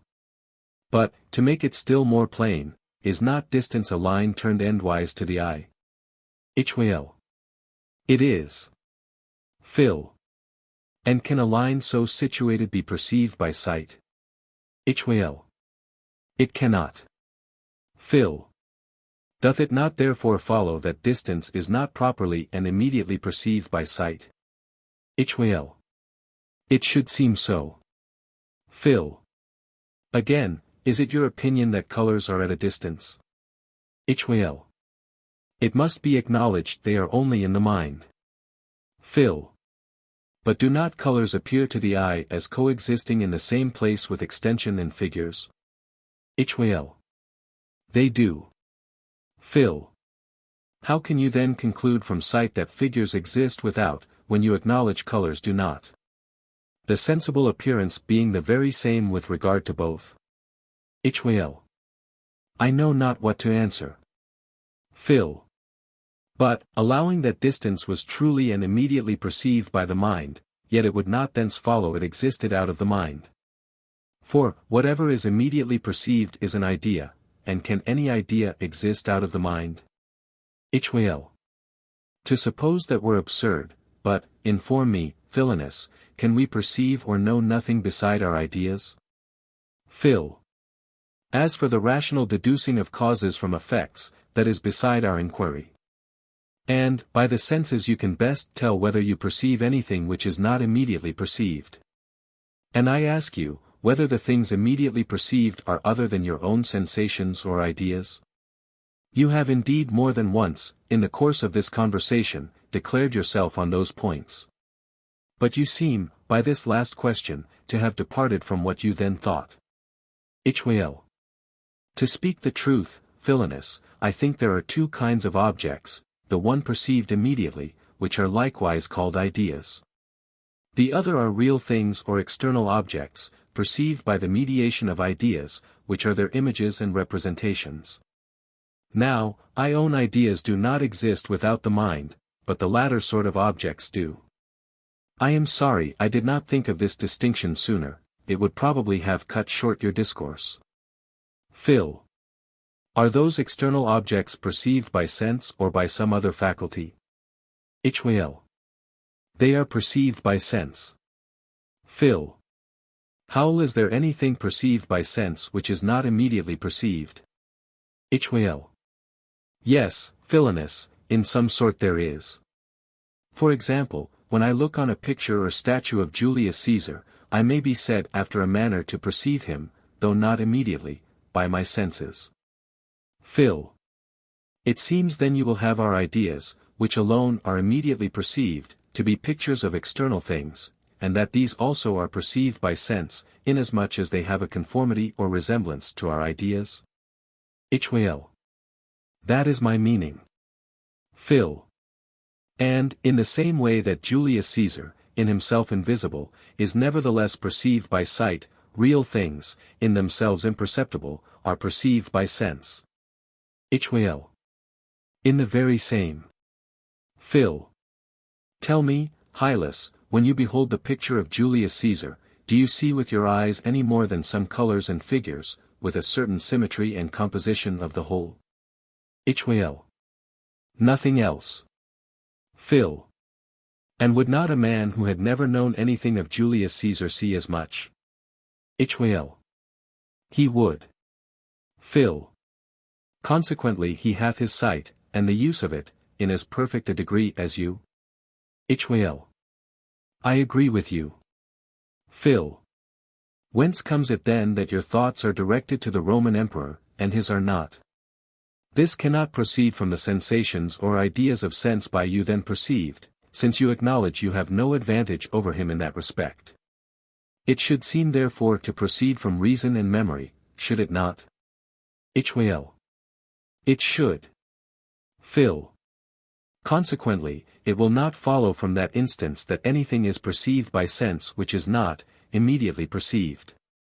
Though I grant we may, in one acceptation, be said to perceive sensible things immediately by sense, that is, when, from a frequently perceived connection, the immediate perception of ideas by one sense suggests to the mind others, perhaps belonging to another sense, which are wont to be connected with them. For instance, when I hear a coach drive along the streets, immediately I perceive only the sound, but, from the experience I have had that such a sound is connected with a coach, I am said to hear the coach. It is nevertheless evident that, in truth and strictness, nothing can be heard but sound, and the coach is not then properly perceived by sense, but suggested from experience. So likewise when we are said to see a red-hot bar of iron. The solidity and heat of the iron are not the objects of sight, but suggested to the imagination by the color and figure which are properly perceived by that sense. In short, those things alone are actually and strictly perceived by any sense, which would have been perceived in case that same sense had then been first conferred on us. As for other things, it is plain they are only suggested to the mind by experience, grounded on former perceptions. But, to return to your comparison of Caesar's picture, it is plain, if you keep to that, you must hold the real things, or archetypes of our ideas, are not perceived by sense, but by some internal faculty of the soul, as reason or memory. I would therefore fain know what arguments you can draw from reason for the existence of what you call real things or material objects. Or, whether you remember to have seen them formerly as they are in themselves. Or, if you have heard or read of any one that did. Hylas. I see, Philonous, you are disposed to raillery, but that will never convince me. Phil. My aim is only to learn from you the way to come at the knowledge of material beings. Whatever we perceive is perceived immediately or mediately, by sense, or by reason and reflection. But, as you have excluded sense, pray shew me what reason you have to believe their existence. Or what medium you can possibly make use of to prove it, either to mine or your own understanding. Hylas. To deal ingenuously, Philonous, now I consider the point, I do not find I can give you any good reason for it. But, thus much seems pretty plain, that it is at least possible such things may really exist. And, as long as there is no absurdity in supposing them, I am resolved to believe as I did, till you bring good reasons to the contrary. Phil. What? Is it come to this, that you only believe the existence of material objects, and that your belief is founded barely on the possibility of its being true? Then you will have me bring reasons against it, though another would think it reasonable the proof should lie on him who holds the affirmative. And, after all, this very point which you are now resolved to maintain, without any reason, is in effect what you have more than once during this discourse seen good reason to give up. But, to pass over all this. If I understand you rightly, you say our ideas do not exist without the mind, but that they are copies, images, or representations, of certain originals that do. Hylas. You take me right. Phil. They are then like external things. Hylas. They are. Phil. Have those things a stable and permanent nature, independent of our senses, or are they in a perpetual change, upon our producing any motions in our bodies, suspending, exerting, or altering, our faculties or organs of sense? Hylas. Real things, it is plain, have a fixed and real nature, which remains the same notwithstanding any change in our senses, or in the posture and motion of our bodies. Which indeed may affect the ideas in our minds, but it were absurd to think they had the same effect on things existing without the mind. Phil. How then is it possible that things perpetually fleeting and variable as our ideas should be copies or images of anything fixed and constant? Or, in other words, since all sensible qualities, as size, figure, color, and that is, our ideas, are continually changing, upon every alteration in the distance, medium, or instruments of sensation. How can any determinate material objects be properly represented or painted forth by several distinct things, each of which is so different from and unlike the rest? Or, if you say it resembles some one only of our ideas, how shall we be able to distinguish the true copy from all the false ones? Hylas. I profess, Philonous, I am at a loss. I know not what to say to this. Phil. But neither is this all. Which are material objects in themselves, perceptible or imperceptible? Hylas. Properly and immediately nothing can be perceived but ideas. All material things, therefore, are in themselves insensible, and to be perceived only by our ideas. Phil. Ideas then are sensible, and their archetypes or originals insensible. Hylas. Right. Phil. But how can that which is sensible be like that which is insensible? Can a real thing, in itself invisible, be like a color? Or a real thing, which is not audible, be like a sound? In a word, can anything be like a sensation or idea, but another sensation or idea? Hyl. I must own, I think not. Phil. Is it possible there should be any doubt on the point? Do you not perfectly know your own ideas? Hyl. I know them perfectly, since what I do not perceive or know can be no part of my idea. Phil. Consider, therefore, and examine them, and then tell me if there be anything in them which can exist without the mind, or if you can conceive anything like them existing without the mind. Hyl. Upon inquiry, I find it is impossible for me to conceive or understand how anything but an idea can be like an idea. And it is most evident that no idea can exist without the mind. Phil. You are therefore, by your principles, forced to deny the reality of sensible things, since you made it to consist in an absolute existence exterior to the mind. That is to say, you are a downright skeptic. So I have gained my point, which was to shew your principles led to skepticism. Hyl. For the present I am, if not entirely convinced, at least silenced. Phil. I would fain know what more you would require in order to a perfect conviction. Have you not had the liberty of explaining yourself all manner of ways? Were any little slips in discourse laid hold and insisted on? Or were you not allowed to retract or reinforce anything you had offered, as best served your purpose? Hath not everything you could say been heard and examined with all the fairness imaginable? In a word, have you not in every point been convinced out of your own mouth? And, if you can at present discover any flaw in any of your former concessions, or think of any remaining subterfuge, any new distinction, color, or comment whatsoever, why do you not produce it? Hyl. A little patience, Philonous. I am at present so amazed to see myself ensnared, and as it were imprisoned in the labyrinths you have drawn me into, that on the sudden it cannot be expected I should find my way out. You must give me time to look about me and recollect myself. Phil. Hark, is not this the college bell? Hyl. It rings for prayers. Phil. We will go in then, if you please, and meet here again tomorrow morning. In the meantime, you may employ your thoughts on this morning's discourse, and try if you can find any fallacy in it, or invent any new means to extricate yourself. Hyl. Agreed. How do you find this book? Any thoughts about the book or the author? Any suggestion for improvement? Please take a moment to share your thoughts in a comment. If you like it, share it with your friends who might enjoy it as well. Subscribe to keep in touch. Visit CompleteAudiobooks.com for more quality content. The second dialogue. Hyl. I beg your pardon, Philonous, for not meeting you sooner. All this morning my head was so filled with our late conversation that I had not leisure to think of the time of the day, or indeed of anything else. Philonous. I am glad you were so intent upon it, in hopes if there were any mistakes in your concessions, or fallacies in my reasonings from them, you will now discover them to me. Hyl. I assure you I have done nothing ever since I saw you but search after mistakes and fallacies, and, with that view, have minutely examined the whole series of yesterday's discourse, but all in vain, for the notions it led me into, upon review, appear still more clear and evident. And, the more I consider them, the more irresistibly do they force my assent. Phil.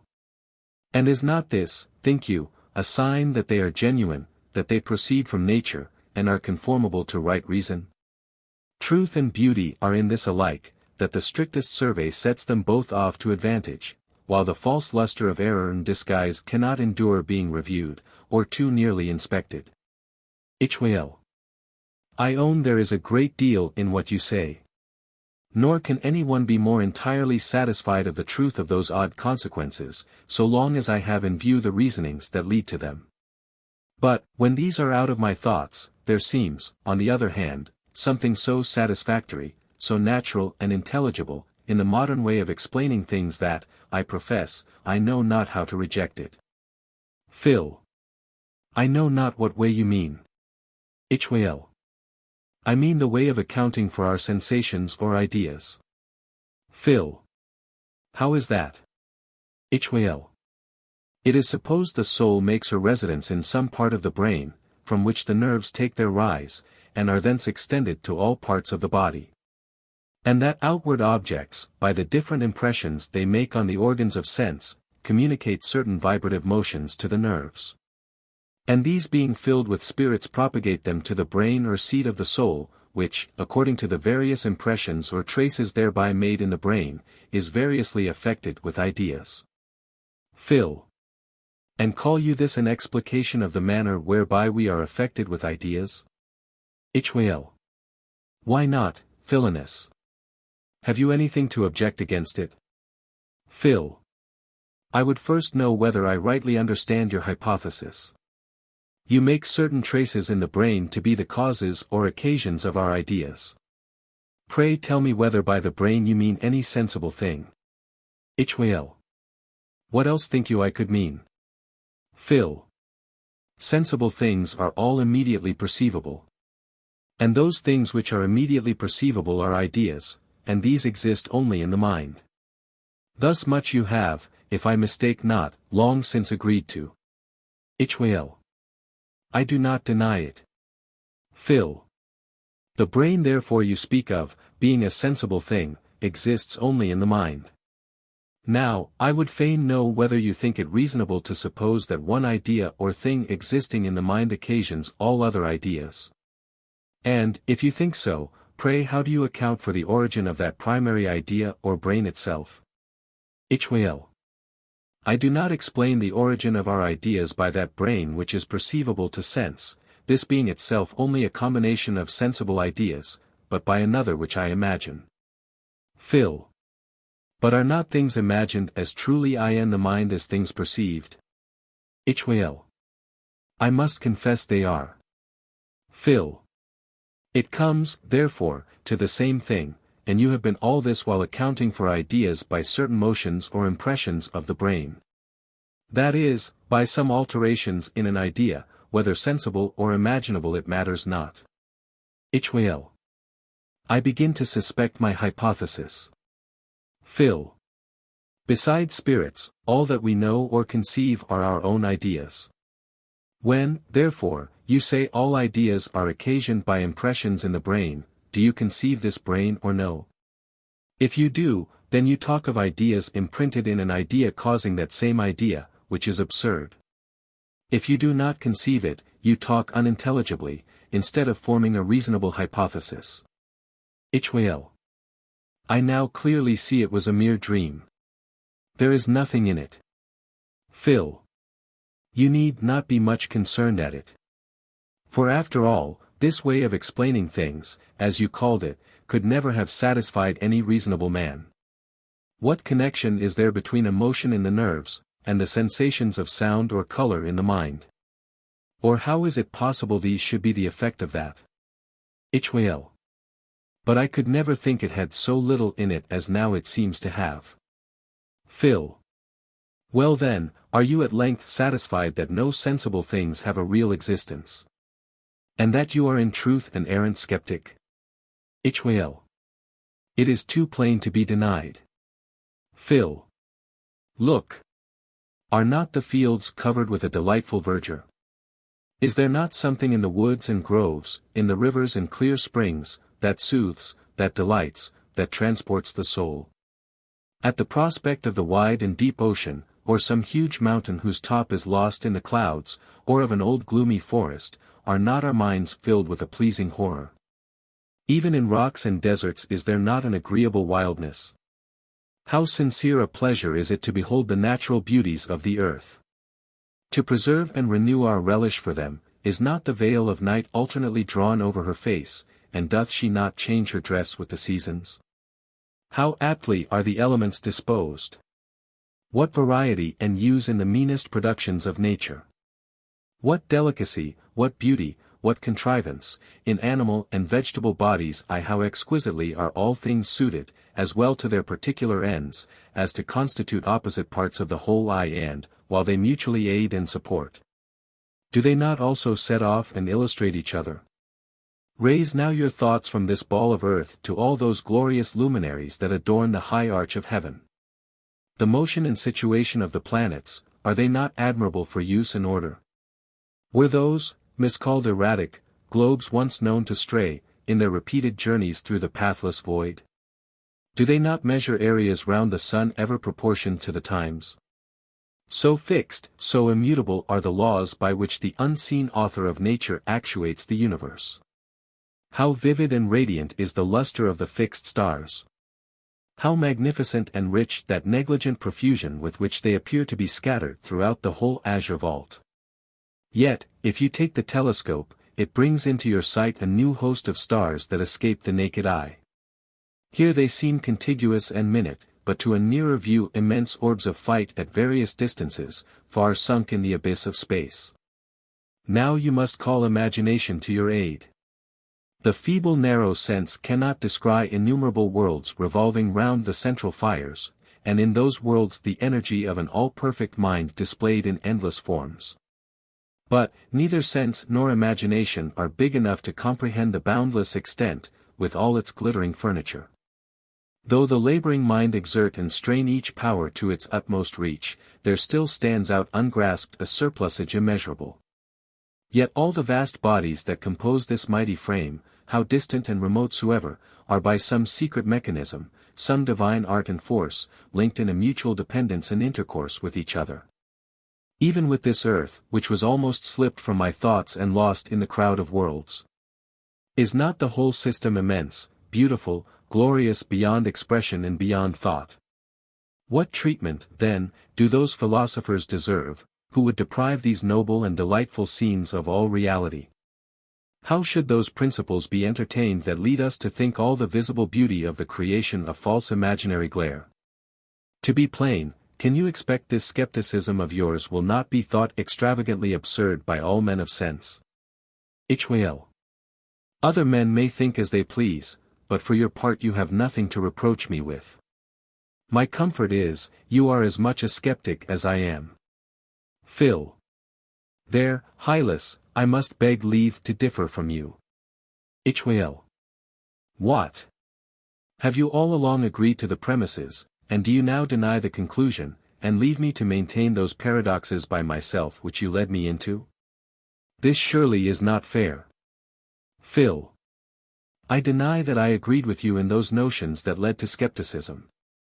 You indeed said the reality of sensible things consisted in an absolute existence out of the minds of spirits, or distinct from their being perceived. And pursuant to this notion of reality, you are obliged to deny sensible things any real existence, that is, according to your own definition, you profess yourself a skeptic. But I neither said nor thought the reality of sensible things was to be defined after that manner. To me it is evident for the reasons you allow of, that sensible things cannot exist otherwise than in a mind or spirit. Whence I conclude, not that they have no real existence, but that, seeing they depend not on my thought, and have all existence distinct from being perceived by me, there must be some other mind wherein they exist. As sure, therefore, as the sensible world really exists, so sure is there an infinite omnipresent spirit who contains and supports it. Hylas. What? This is no more than I and all Christians hold. Nay, and all others too who believe there is a God, and that he knows and comprehends all things. Phil. But here lies the difference. Men commonly believe that all things are known or perceived by God, because they believe the being of a God. Whereas I, on the other side, immediately and necessarily conclude the being of a God, because all sensible things must be perceived by him. Hylas. But, so long as we all believe the same thing, what matter is it how we come by that belief? Phil. But neither do we agree in the same opinion. For philosophers, though they acknowledge all corporeal beings to be perceived by God, yet they attribute to them an absolute subsistence distinct from their being perceived by any mind whatever. Which I do not. Besides, is there no difference between saying, there is a God, therefore he perceives all things, and saying, sensible things do really exist? And, if they really exist, they are necessarily perceived by an infinite mind, therefore there is an infinite mind or God? This furnishes you with a direct and immediate demonstration, from a most evident principle, of the being of a God. Divines and philosophers had proved beyond all controversy, from the beauty and usefulness of the several parts of the creation, that it was the workmanship of God.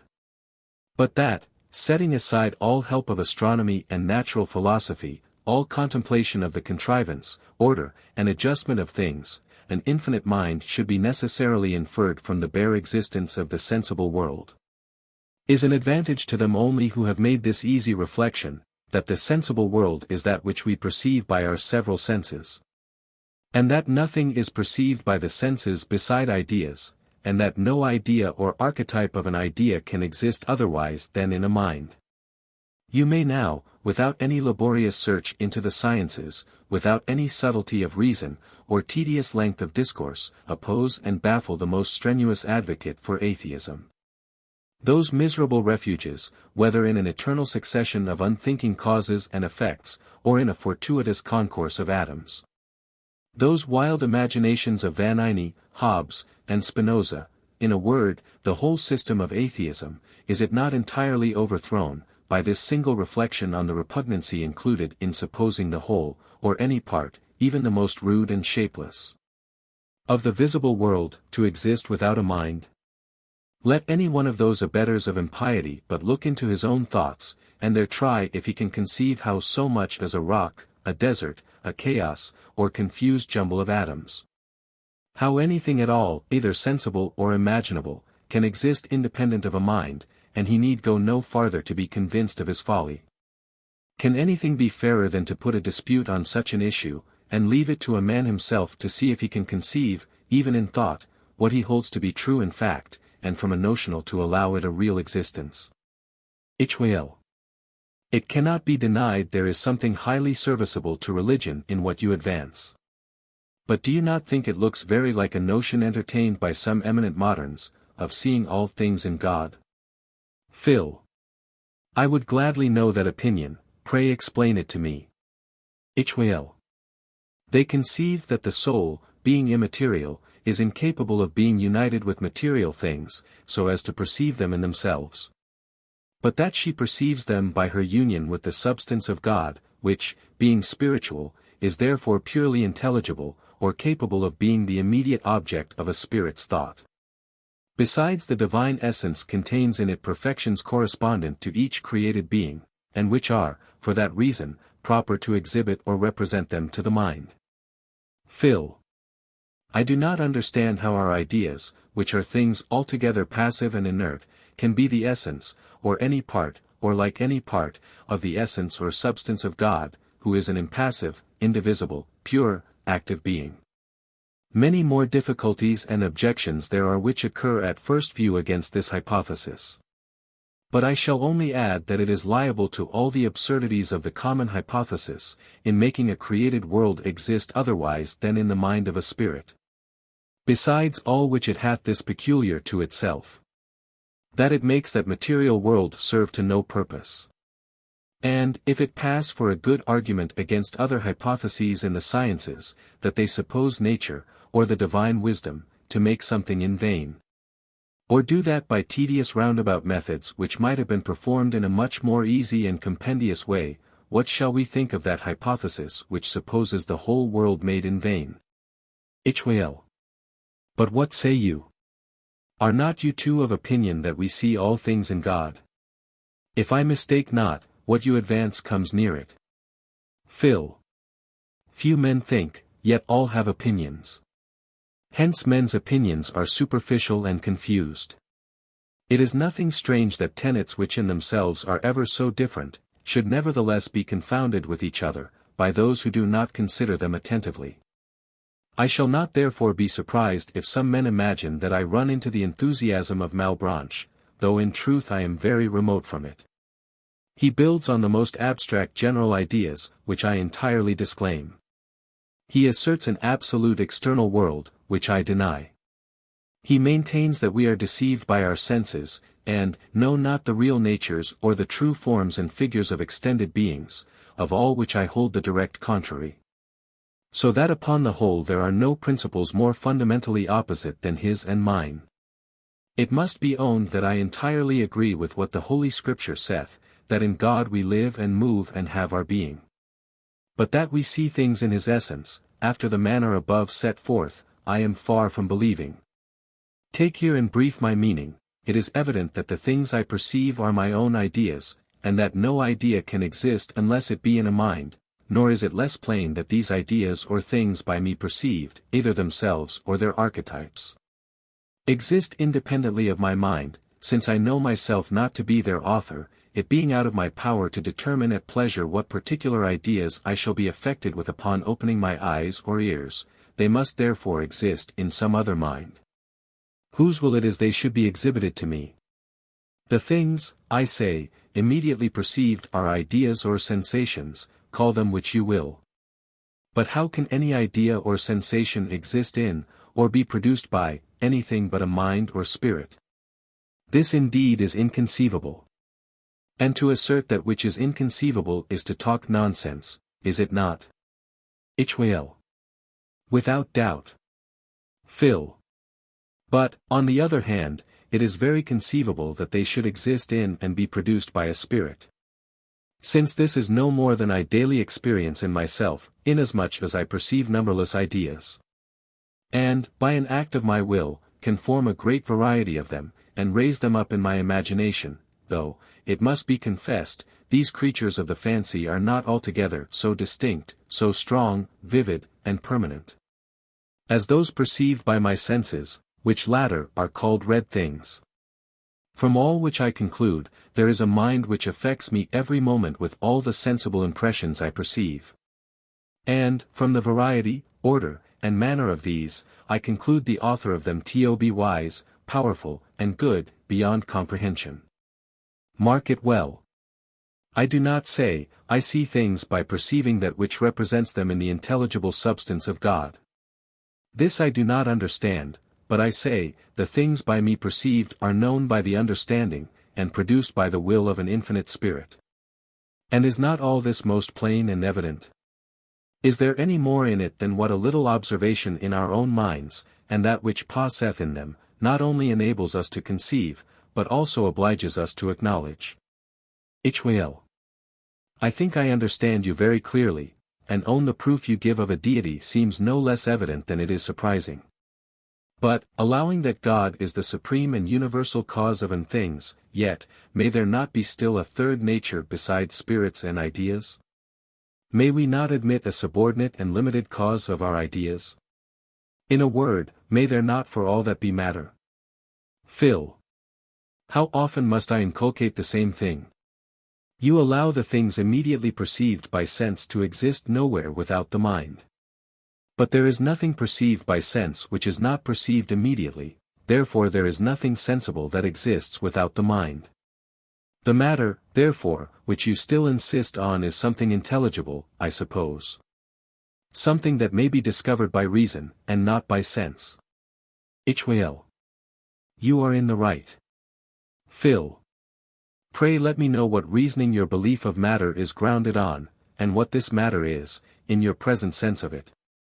Ishmael. I find myself affected with various ideas, whereof I know I am not the cause, neither are they the cause of themselves, or of one another, or capable of subsisting by themselves, as being altogether inactive, fleeting, dependent beings. They have therefore some cause distinct from me and them, of which I pretend to know no more than that it is the cause of my ideas. And this thing, whatever it be, I call matter. Phil. Tell me, Hylas, hath every one a liberty to change the current proper signification attached to a common name in any language? For example, suppose a traveler should tell you that in a certain country men pass unhurt through the fire. And, upon explaining himself, you found he meant by the word fire that which others call water.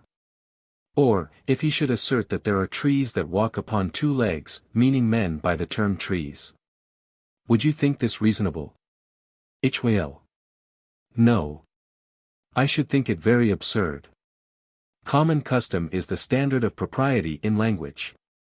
And for any man to affect speaking improperly is to pervert the use of speech, and can never serve to a better purpose than to protract and multiply disputes, where there is no difference in opinion. Phil. And doth not matter, in the common current acceptation of the word, signify an extended, solid, movable, unthinking, inactive substance. Hylas. It doth. Phil. And hath it not been made evident that no such substance can possibly exist? And though it should be allowed to exist, yet how can that which is inactive be a cause?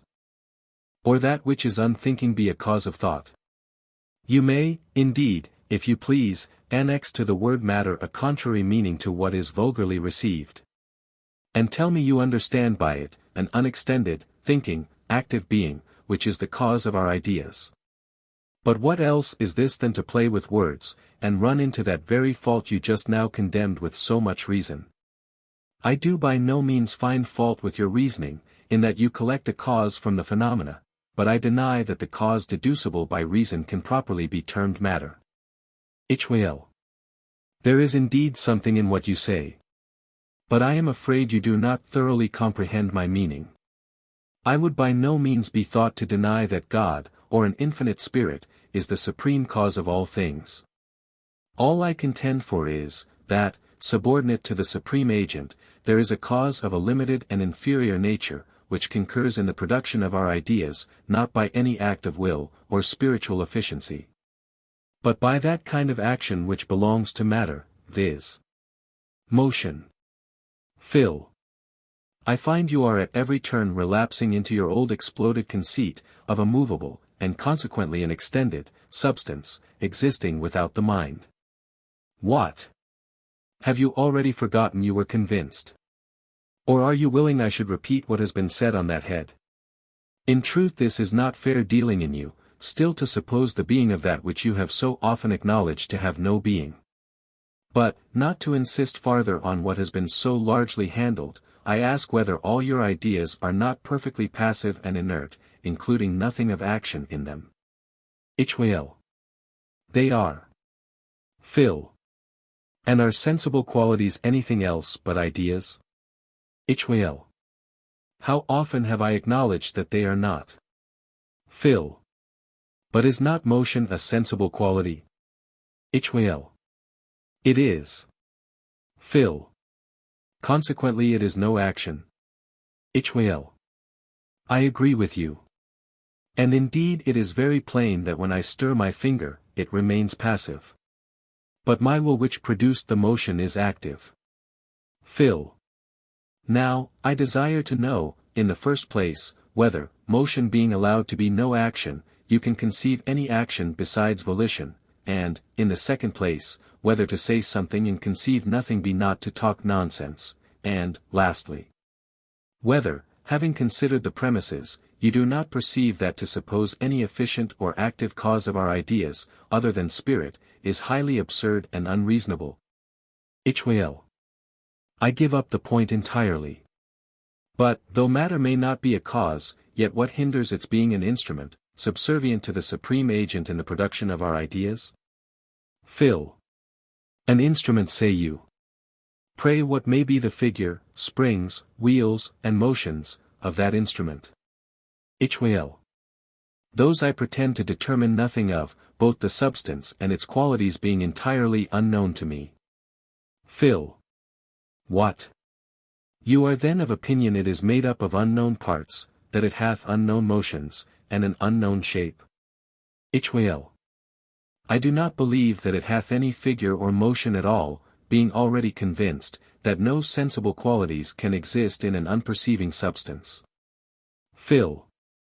But what notion is it possible to frame of an instrument void of all sensible qualities, even extension itself? Hylas. I do not pretend to have any notion of it. Phil. And what reason have you to think this unknown, this inconceivable somewhat doth exist? Is it that you imagine God cannot act as well without it, or that you find by experience the use of some such thing, when you form ideas in your own mind? Hylas.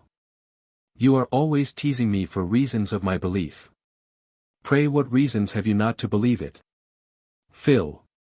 It is to me a sufficient reason not to believe the existence of anything, if I see no reason for believing it. But, not to insist on reasons for believing, you will not so much as let me know what it is you would have me believe, since you say you have no manner of notion of it. After all, let me entreat you to consider whether it be like a philosopher, or even like a man of common sense, to pretend to believe you know not what and you know not why. Hylas. Hold, Philonous. When I tell you matter is an instrument, I do not mean altogether nothing. It is true I know not the particular kind of instrument, but, however, I have some notion of instrument in general, which I apply to it. Phil. But what if it should prove that there is something, even in the most general notion of instrument, as taken in a distinct sense from cause, which makes the use of it inconsistent with the divine attributes? Hylas. Make that appear and I shall give up the point. Phil. What mean you by the general nature or notion of instrument? Hylas. That which is common to all particular instruments composeth the general notion. Phil. Is it not common to all instruments, that they are applied to the doing those things only which cannot be performed by the mere act of our wills? Thus, for instance, I never use an instrument to move my finger, because it is done by a volition. But I should use one if I were to remove part of a rock, or tear up a tree by the roots. Are you of the same mind? Or, can you shew any example where an instrument is made use of in producing an effect immediately depending on the will of the agent? Hylas. I own I cannot. Phil. How therefore can you suppose that an all-perfect spirit, on whose will all things have an absolute and immediate dependence, should need an instrument in his operations, or, not needing it, make use of it? Thus it seems to me that you are obliged to own the use of a lifeless inactive instrument to be incompatible with the infinite perfection of God, that is, by your own confession, to give up the point. Hylas. It doth not readily occur what I can answer you. Phil. But, methinks you should be ready to own the truth, when it has been fairly proved to you. We indeed, who are beings of finite powers, are forced to make use of instruments.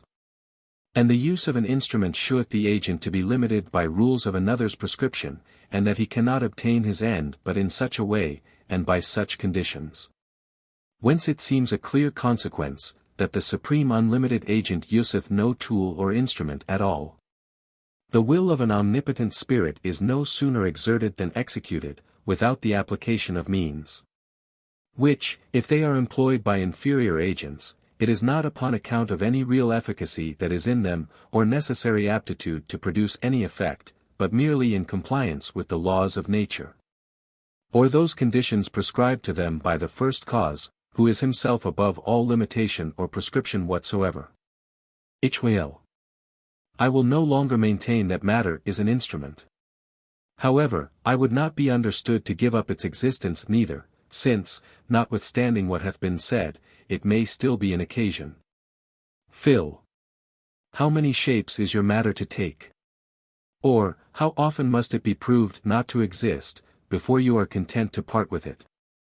But, to say no more of this, though by all the laws of disputation I may justly blame you for so frequently changing the signification of the principal term, I would fain know what you mean by affirming that matter is an occasion, having already denied it to be a cause. And, when you have shown in what sense you understand occasion, pray, in the next place, be pleased to shew me what reason induceth you to believe there is such an occasion of our ideas. Hylas. As to the first point, by occasion I mean an inactive unthinking being, at the presence whereof God excites ideas in our minds. Phil. And what may be the nature of that inactive unthinking being? Hylas. I know nothing of its nature. Phil. Proceed then to the second point, and assign some reason why we should allow an existence to this inactive, unthinking, unknown thing. Hylas. When we see ideas produced in our minds, after an orderly and constant manner, it is natural to think they have some fixed and regular occasions, at the presence of which they are excited. Phil. You acknowledge then God alone to be the cause of our ideas, and that he causes them at the presence of those occasions. Hylas. That is my opinion. Phil. Those things which you say are present to God, without doubt he perceives. Hylas. Certainly. Otherwise they could not be to him an occasion of acting. Phil. Not to insist now on your making sense of this hypothesis, or answering all the puzzling questions and difficulties it is liable to, I only ask whether the order and regularity observable in the series of our ideas, or the course of nature, be not sufficiently accounted for by the wisdom and power of God. And whether it doth not derogate from those attributes, to suppose he is influenced, directed, or put in mind, when and what he is to act, by an unthinking substance. And, lastly, whether, in case I granted all you contend for, it would make anything to your purpose. It not being easy to conceive how the external or absolute existence of an unthinking substance, distinct from its being perceived, can be inferred from my allowing that there are certain things perceived by the mind of God, which are to him the occasion of producing ideas in us. Hylas.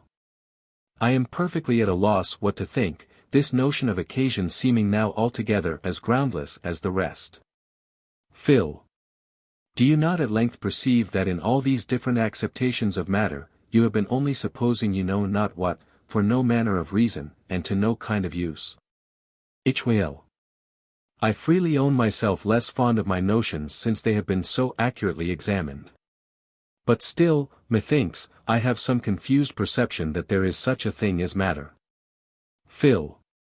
Either you perceive the being of matter immediately or mediately. If immediately, pray inform me by which of the senses you perceive it. If mediately, let me know by what reasoning it is inferred from those things which you perceive immediately. So much for the perception. Then for the matter itself, I ask whether it is object, substratum, cause, instrument, or occasion. You have already pleaded for each of these, shifting your notions, and making matter to appear sometimes in one shape, then in another. And what you have offered hath been disapproved and rejected by yourself. If you have anything new to advance I would gladly bear it. Hylas. I think I have already offered all I had to say on those heads. I am at a loss what more to urge. Phil. And yet you are loath to part with your old prejudice. But, to make you quit it more easily, I desire that, beside what has been hitherto suggested, you will farther consider whether, upon supposition that matter exists, you can possibly conceive how you should be affected by it. Or, supposing it did not exist, whether it be not evident you might for all that be affected with the same ideas you now are, and consequently have the very same reasons to believe its existence that you now can have. Hylas. I acknowledge it is possible we might perceive all things just as we do now, though there was no matter in the world, neither can I conceive, if there be matter, how it should produce any idea in our minds. And, I do farther grant you have entirely satisfied me that it is impossible there should be such a thing as matter in any of the foregoing acceptations. But still I cannot help supposing that there is matter in some sense or other. What that is I do not indeed pretend to determine. Phil. I do not expect you should define exactly the nature of that unknown being. Only be pleased to tell me whether it is a substance.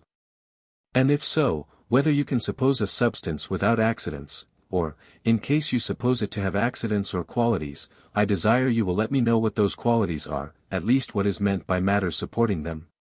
Hylas. We have already argued on those points. I have no more to say to them.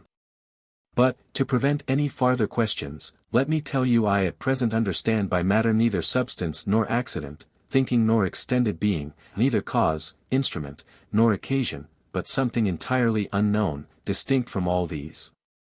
Phil. It seems then you include in your present notion of matter nothing but the general abstract idea of entity. Hylas. Nothing else. Save only that I superadd to this general idea the negation of all those particular things, qualities, or ideas, that I perceive, imagine, or in any wise apprehend. Phil. Pray where do you suppose this unknown matter to exist? Hylas. O Philonous.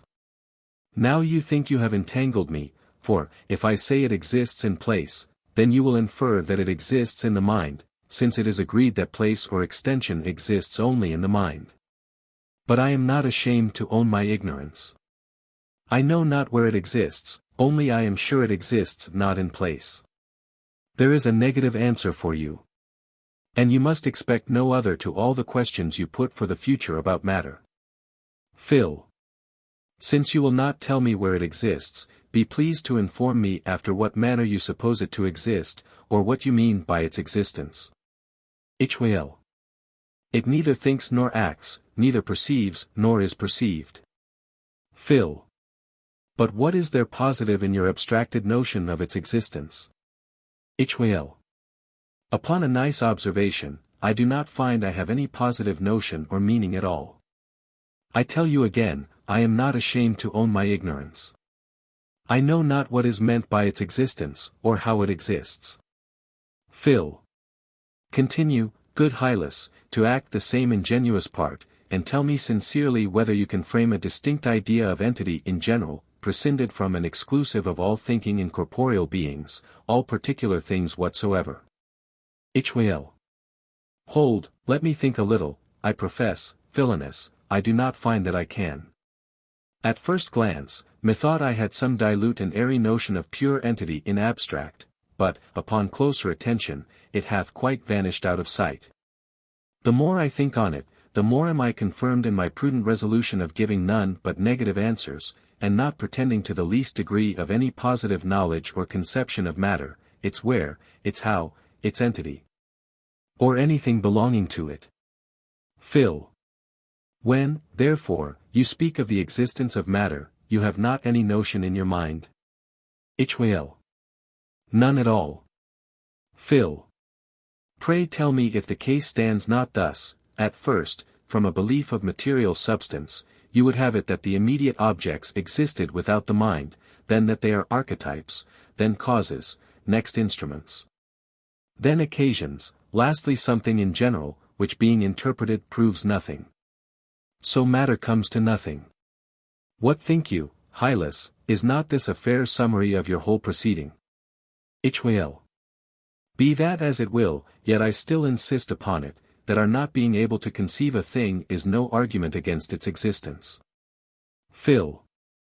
That from a cause, effect, operation, sign, or other circumstance, there may reasonably be inferred the existence of a thing not immediately perceived.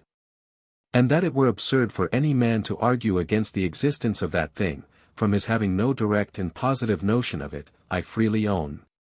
But, where there is nothing of all this, where neither reason nor revelation induces us to believe the existence of a thing, where we have not even a relative notion of it, where an abstraction is made from perceiving and being perceived, from spirit and idea, lastly, where there is not so much as the most inadequate or faint idea pretended to, I will not indeed thence conclude against the reality of any notion, or existence of anything.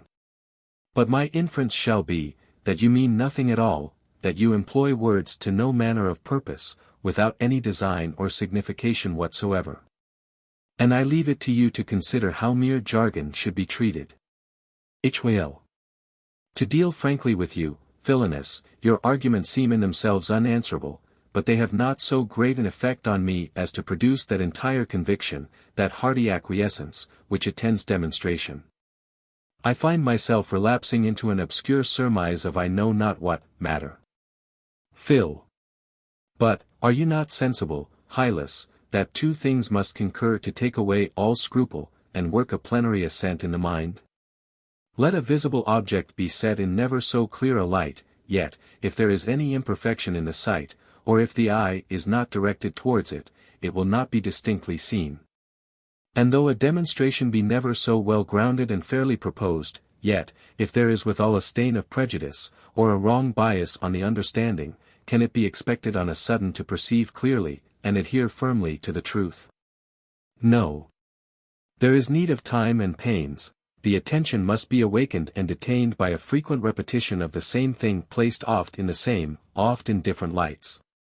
I have said it already, and find I must still repeat and inculcate, that it is an unaccountable license you take, in pretending to maintain you know not what, for you know not what reason, to you know not what purpose. Can this be paralleled in any art or science, any sect or profession of men? Or is there anything so barefacedly groundless and unreasonable to be met with even in the lowest of common conversation? But, perhaps you will still say, matter may exist. Though at the same time you neither know what is meant by matter, or by its existence. This indeed is surprising, and the more so because it is altogether voluntary and of your own head, you not being led to it by any one reason. For I challenge you to shew me that thing in nature which needs matter to explain or account for it. Hylas. The reality of things cannot be maintained without supposing the existence of matter.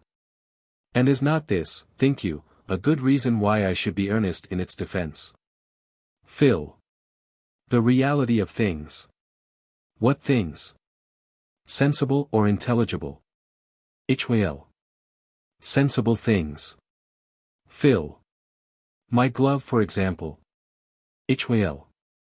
That, or any other thing perceived by the senses. Phil. But to fix on some particular thing. Is it not a sufficient evidence to me of the existence of this glove, that I see it, and feel it, and wear it? Or, if this will not do, how is it possible I should be assured of the reality of this thing, which I actually see in this place, by supposing that some unknown thing, which I never did or can see, exists after an unknown manner? In an unknown place, or in no place at all? How can the supposed reality of that which is intangible be a proof that anything tangible really exists? Or, of that which is invisible, that any visible thing, or, in general of anything which is imperceptible, that a perceptible exists? Do but explain this and I shall think nothing too hard for you. Hylas. Upon the whole, I am content to own the existence of matter is highly improbable, but the direct and absolute impossibility of it does not appear to me. Phil. But granting matter to be possible, yet, upon that account merely, it can have no more claim to existence than a golden mountain, or a centaur. Hylas. I acknowledge it, but still you do not deny it is possible. And that which is possible, for aught you know, may actually exist. Phil. I deny it to be possible, and have, if I mistake not, evidently proved, from your own concessions, that it is not. In the common sense of the word matter, is there any more implied than an extended, solid, figured, movable substance, existing without the mind? And have not you acknowledged, over and over, that you have seen evident reason for denying the possibility of such a substance? Hylas.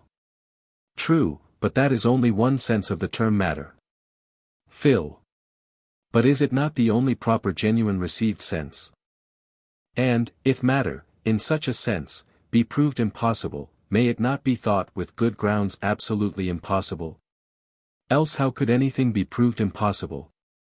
Or, indeed, how could there be any proof at all one way or other, to a man who takes the liberty to unsettle and change the common signification of words? Hylas. I thought philosophers might be allowed to speak more accurately than the vulgar, and were not always confined to the common acceptation of a term. Phil. But this now mentioned is the common received sense among philosophers themselves. But, not to insist on that, have you not been allowed to take matter in what sense you pleased? And have you not used this privilege in the utmost extent? Sometimes entirely changing, at others leaving out, or putting into the definition of it whatever, for the present, best served your design, contrary to all the known rules of reason and logic.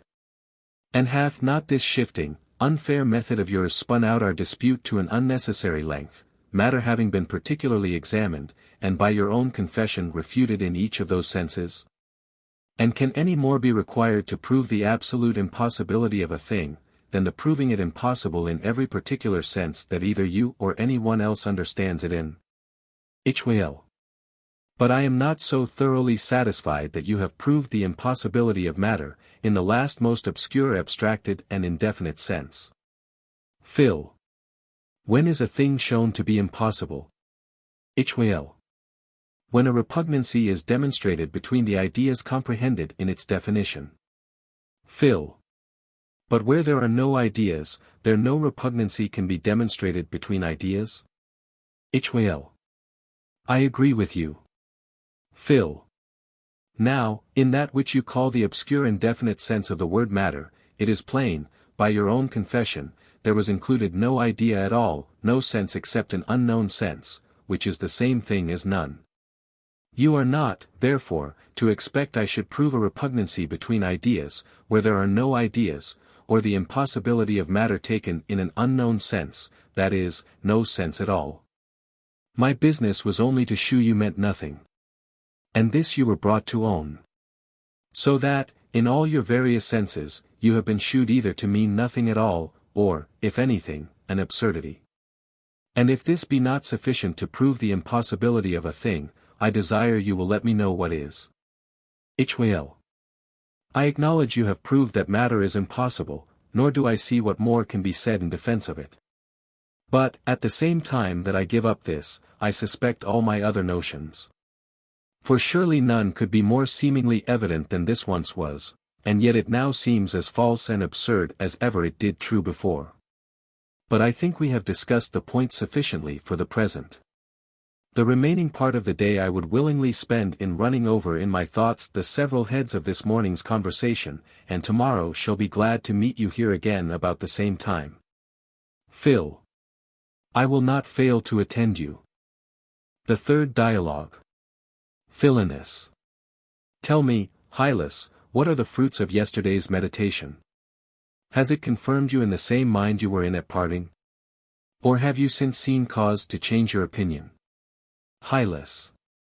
Truly my opinion is that all our opinions are alike vain and uncertain. What we approve today, we condemn tomorrow. We keep a stir about knowledge, and spend our lives in the pursuit of it, when, alas we know nothing all the while, nor do I think it possible for us ever to know anything in this life. Our faculties are too narrow and too few. Nature certainly never intended us for speculation. Phil. What? Say you we can know nothing, Hylas? Hylas. There is not that single thing in the world whereof we can know the real nature, or what it is in itself. Phil. Will you tell me I do not really know what fire or water is? Hylas. You may indeed know that fire appears hot, and water fluid. But this is no more than knowing what sensations are produced in your own mind, upon the application of fire and water to your organs of sense. Their internal constitution, their true and real nature, you are utterly in the dark as to that. Phil. Do I not know this to be a real stone that I stand on, and that which I see before my eyes to be a real tree? Hylas. No. No, it is impossible you or any man alive should know it. All you know is, that you have such a certain idea or appearance in your own mind. But what is this to the real tree or stone? I tell you that color, figure, and hardness, which you perceive, are not the real natures of those things, or in the least like them. The same may be said of all other real things, or corporeal substances, which compose the world. They have none of them anything of themselves, like those sensible qualities by us perceived. We should not therefore pretend to affirm or know anything of them, as they are in their own nature. Phil. But surely, Hylas, I can distinguish gold, for example, from iron, and how could this be, if I knew not what either truly was? Hylas.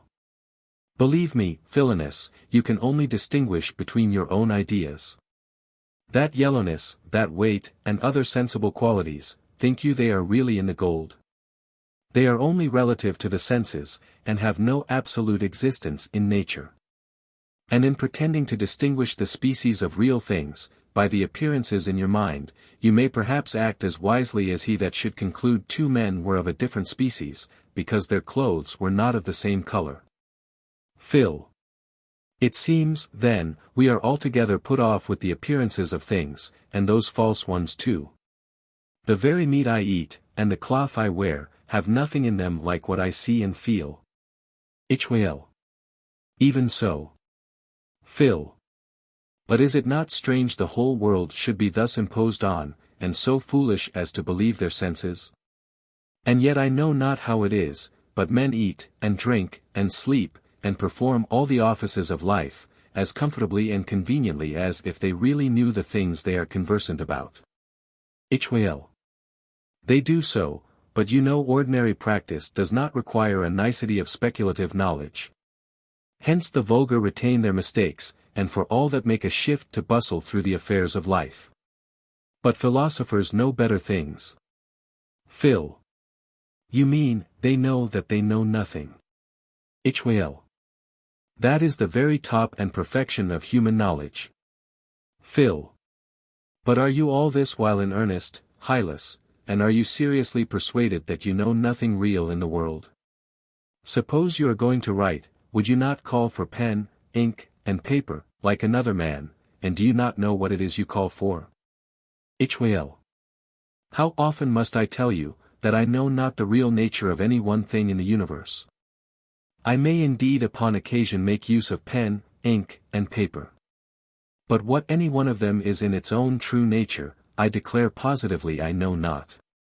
And the same is true with regard to every other corporeal thing.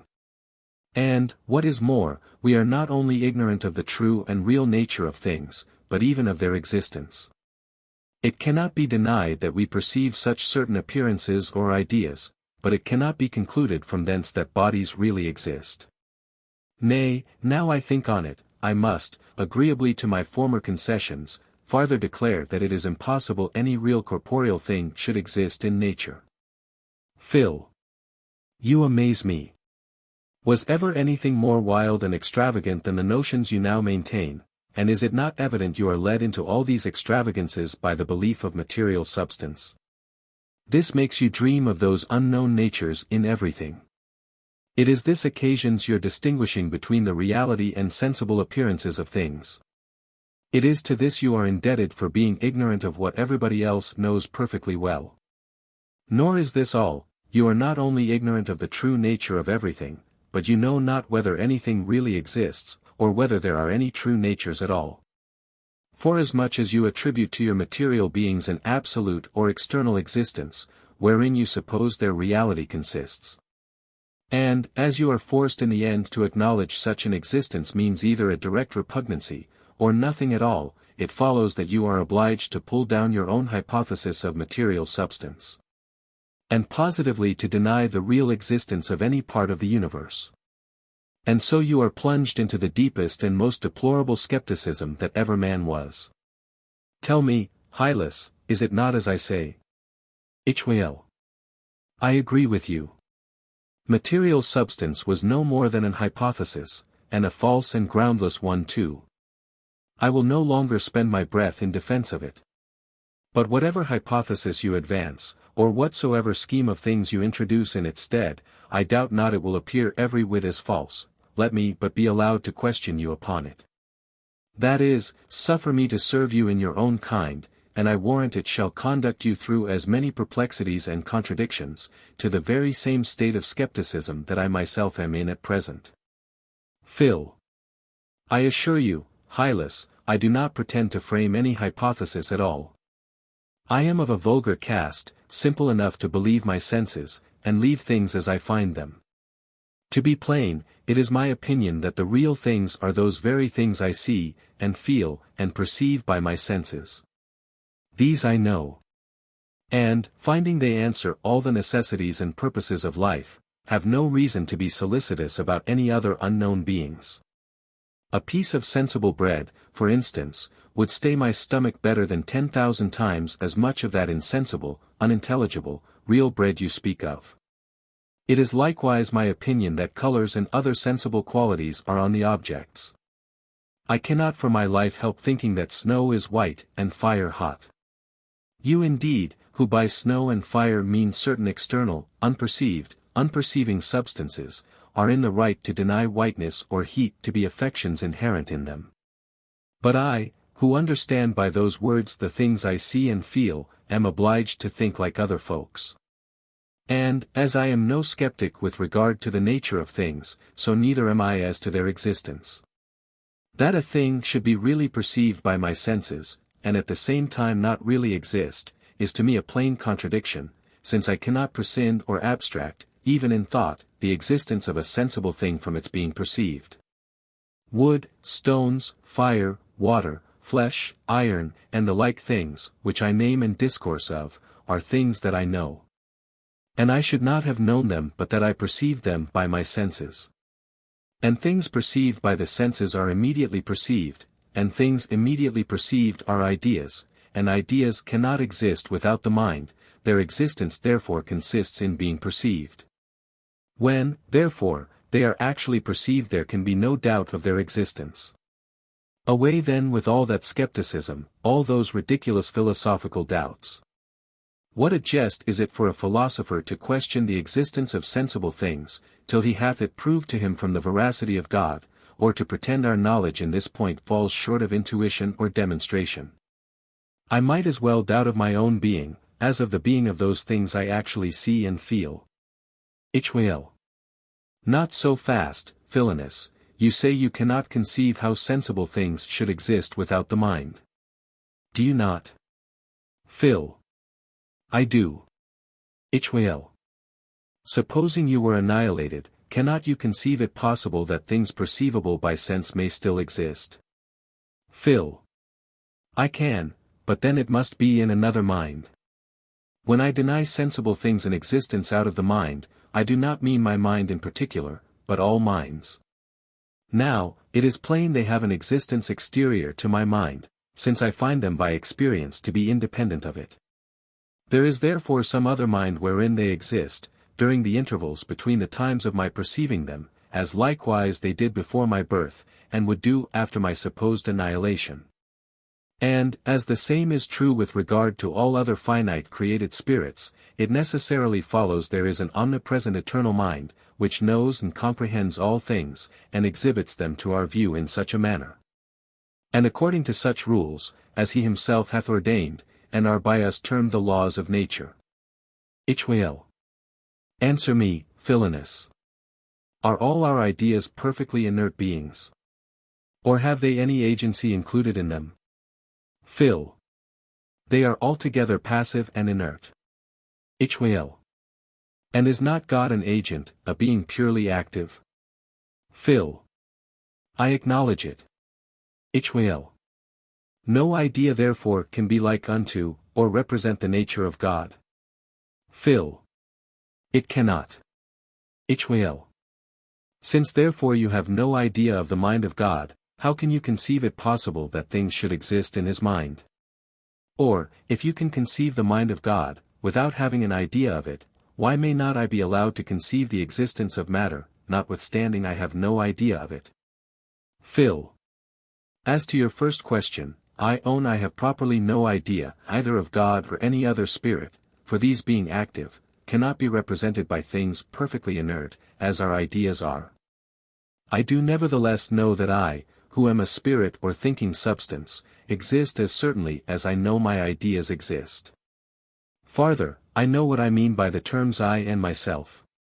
And I know this immediately or intuitively, though I do not perceive it as I perceive a triangle, a color, or a sound.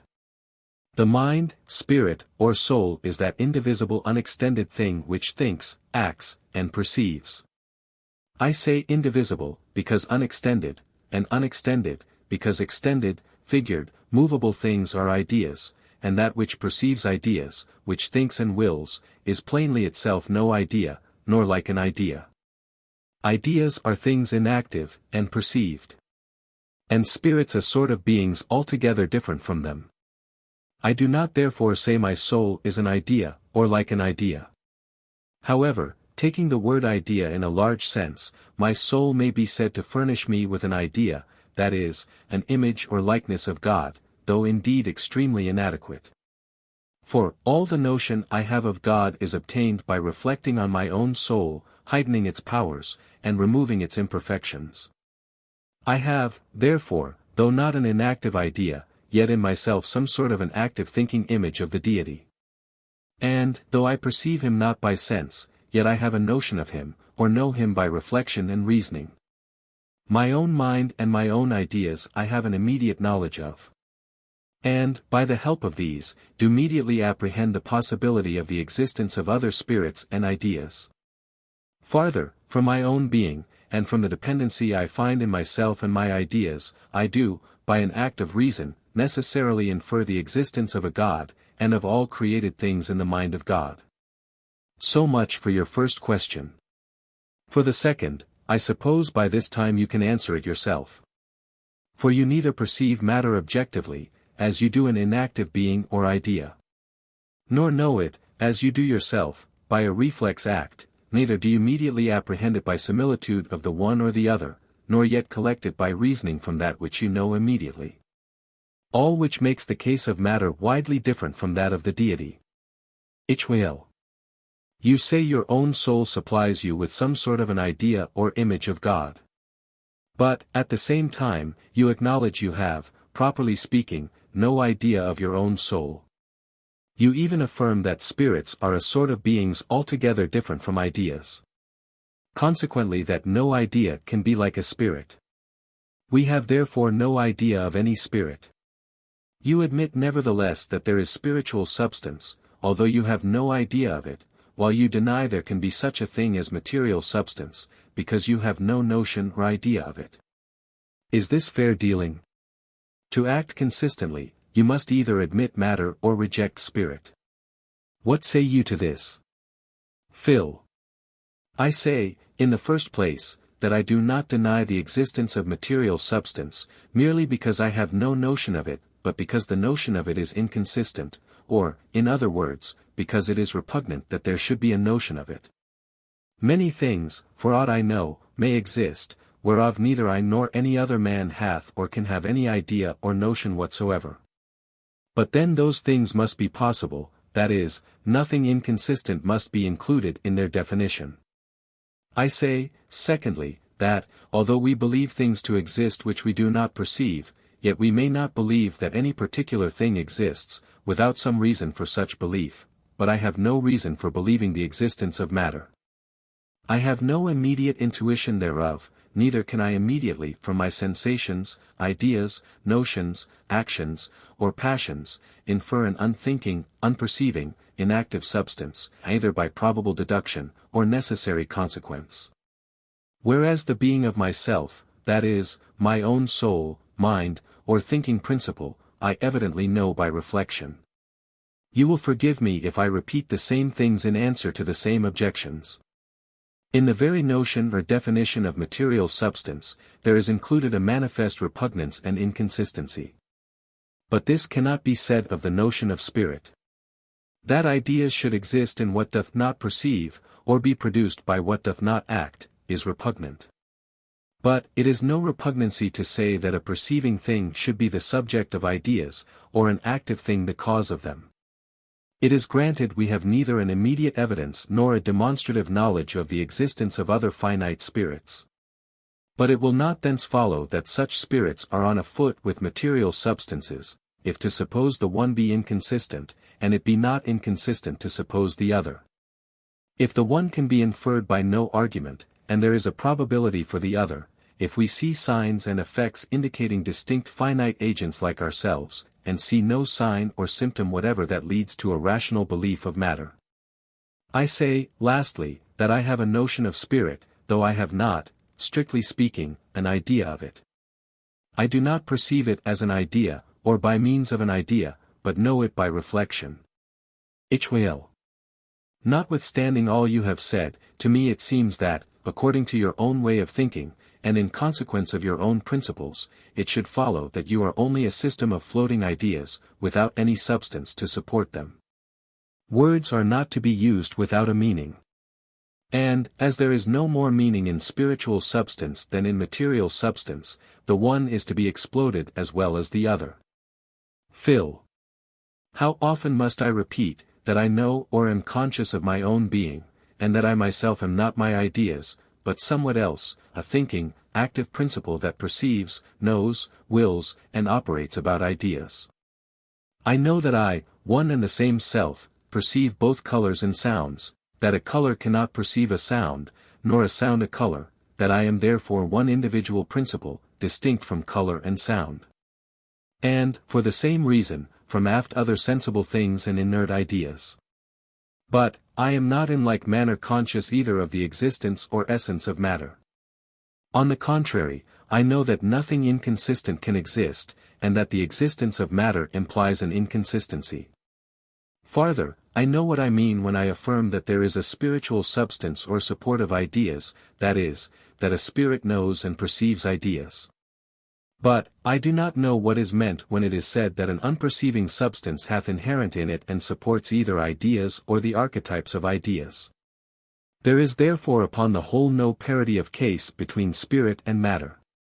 Hylas. I own myself satisfied in this point. But, do you in earnest think the real existence of sensible things consists in their being actually perceived? If so, how comes it that all mankind distinguish between them? Ask the first man you meet, and he shall tell you, to be perceived is one thing, and to exist is another. Phil. I am content, Hylas, to appeal to the common sense of the world for the truth of my notion. Ask the gardener why he thinks yonder cherry tree exists in the garden, and he shall tell you, because he sees and feels it, in a word, because he perceives it by his senses. Ask him why he thinks an orange tree not to be there, and he shall tell you, because he does not perceive it. What he perceives by sense, that he terms a real being, and saith it is or exists. But, that which is not perceivable, the same, he saith, hath no being. Hylas. Yes, Philonous, I grant the existence of a sensible thing consists in being perceivable, but not in being actually perceived. Phil. And what is perceivable but an idea? And can an idea exist without being actually perceived? These are points long since agreed between us. Hylas. But, be your opinion never so true, yet surely you will not deny it is shocking, and contrary to the common sense of men. Ask the fellow whether yonder tree hath an existence out of his mind, what answer think you he would make? Phil. The same that I should myself, to wit, that it doth exist out of his mind. But then to a Christian it cannot surely be shocking to say, the real tree, existing without his mind, is truly known and comprehended by, that is exists in, the infinite mind of God. Probably he may not at first glance be aware of the direct and immediate proof there is of this, inasmuch as the very being of a tree, or any other sensible thing, implies a mind wherein it is. But the point itself he cannot deny. The question between the materialists and me is not, whether things have a real existence out of the mind of this or that person, but whether they have an absolute existence, distinct from being perceived by God, and exterior to all minds. This indeed some heathens and philosophers have affirmed, but whoever entertains notions of the deity suitable to the Holy Scriptures will be of another opinion. Hylas. But, according to your notions, what difference is there between real things, and chimeras formed by the imagination, or the visions of a dream, since they are all equally in the mind? Phil. The ideas formed by the imagination are faint and indistinct, they have, besides, an entire dependence on the will. But the ideas perceived by sense, that is, real things, are more vivid and clear. And, being imprinted on the mind by a spirit distinct from us, have not the like dependence on our will. There is therefore no danger of confounding these with the foregoing, and there is as little of confounding them with the visions of a dream, which are dim, irregular, and confused.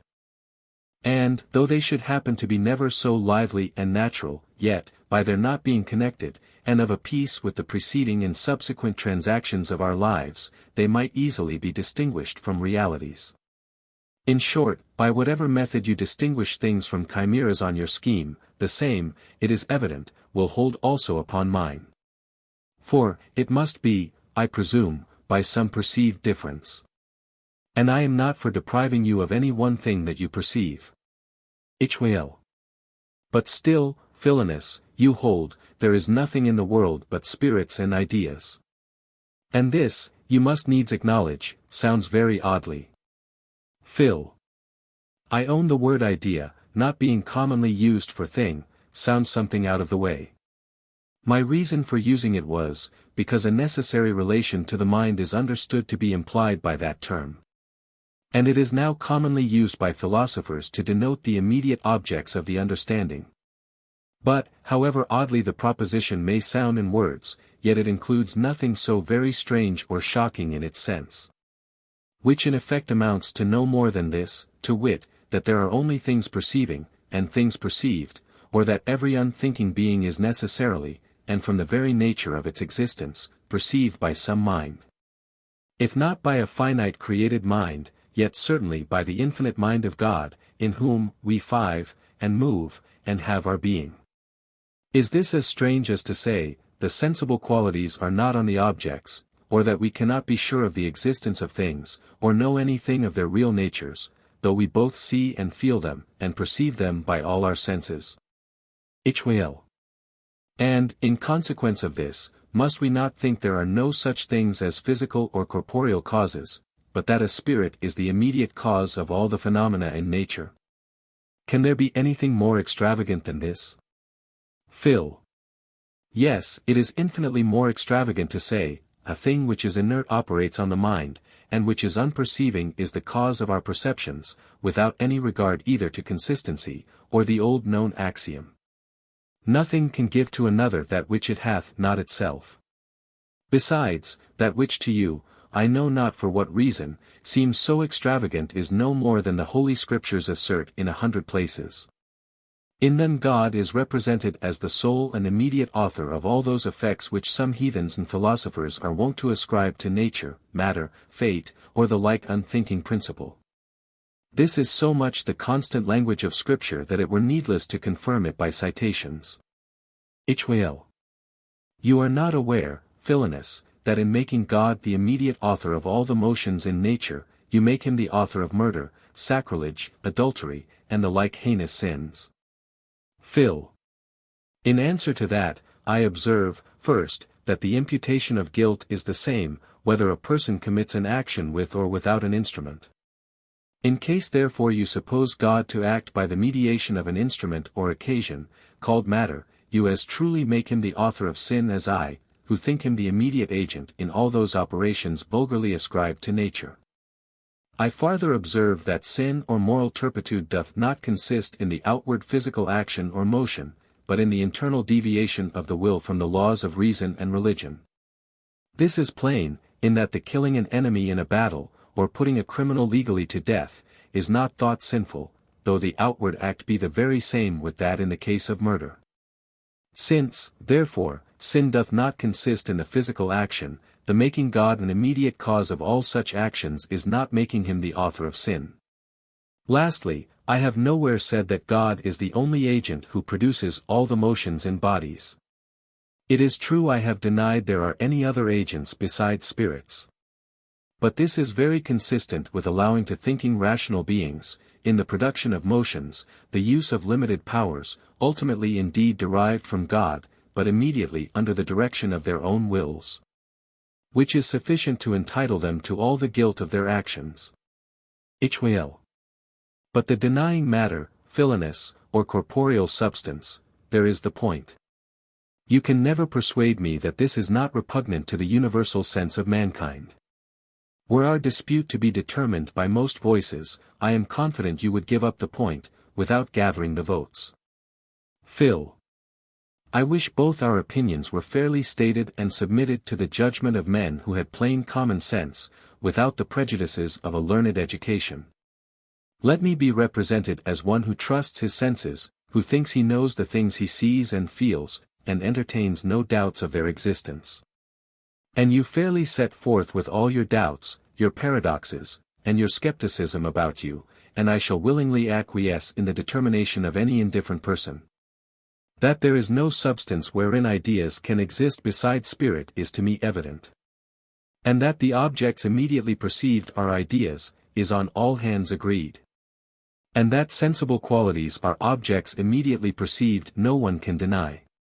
It is therefore evident there can be no substratum of those qualities but spirit, in which they exist, not by way of mode or property, but as a thing perceived in that which perceives it.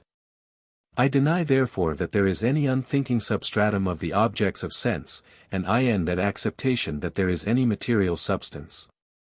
But if by material substance is meant only sensible body, that which is seen and felt, and the unphilosophical part of the world, I dare say, mean no more, then I am more certain of matter's existence than you or any other philosopher pretend to be.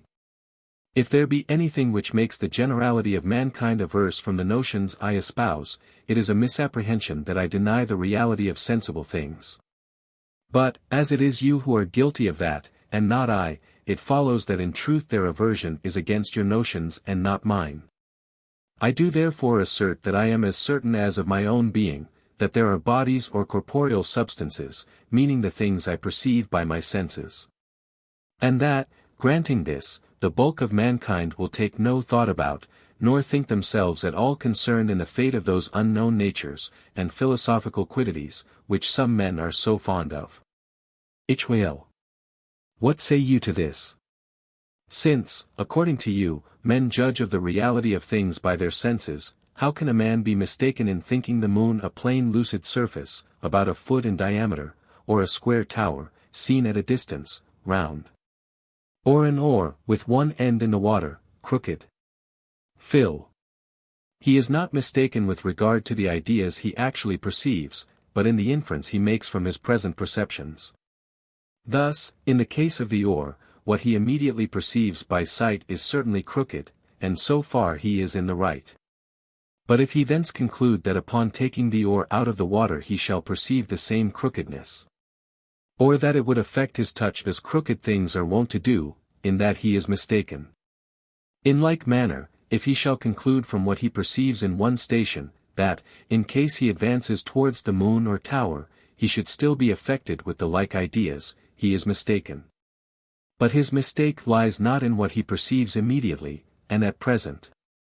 It being a manifest contradiction to suppose he should err in respect of that, but in the wrong judgment he makes concerning the ideas he apprehends to be connected with those immediately perceived, or, concerning the ideas that, from what he perceives at present, he imagines would be perceived in other circumstances.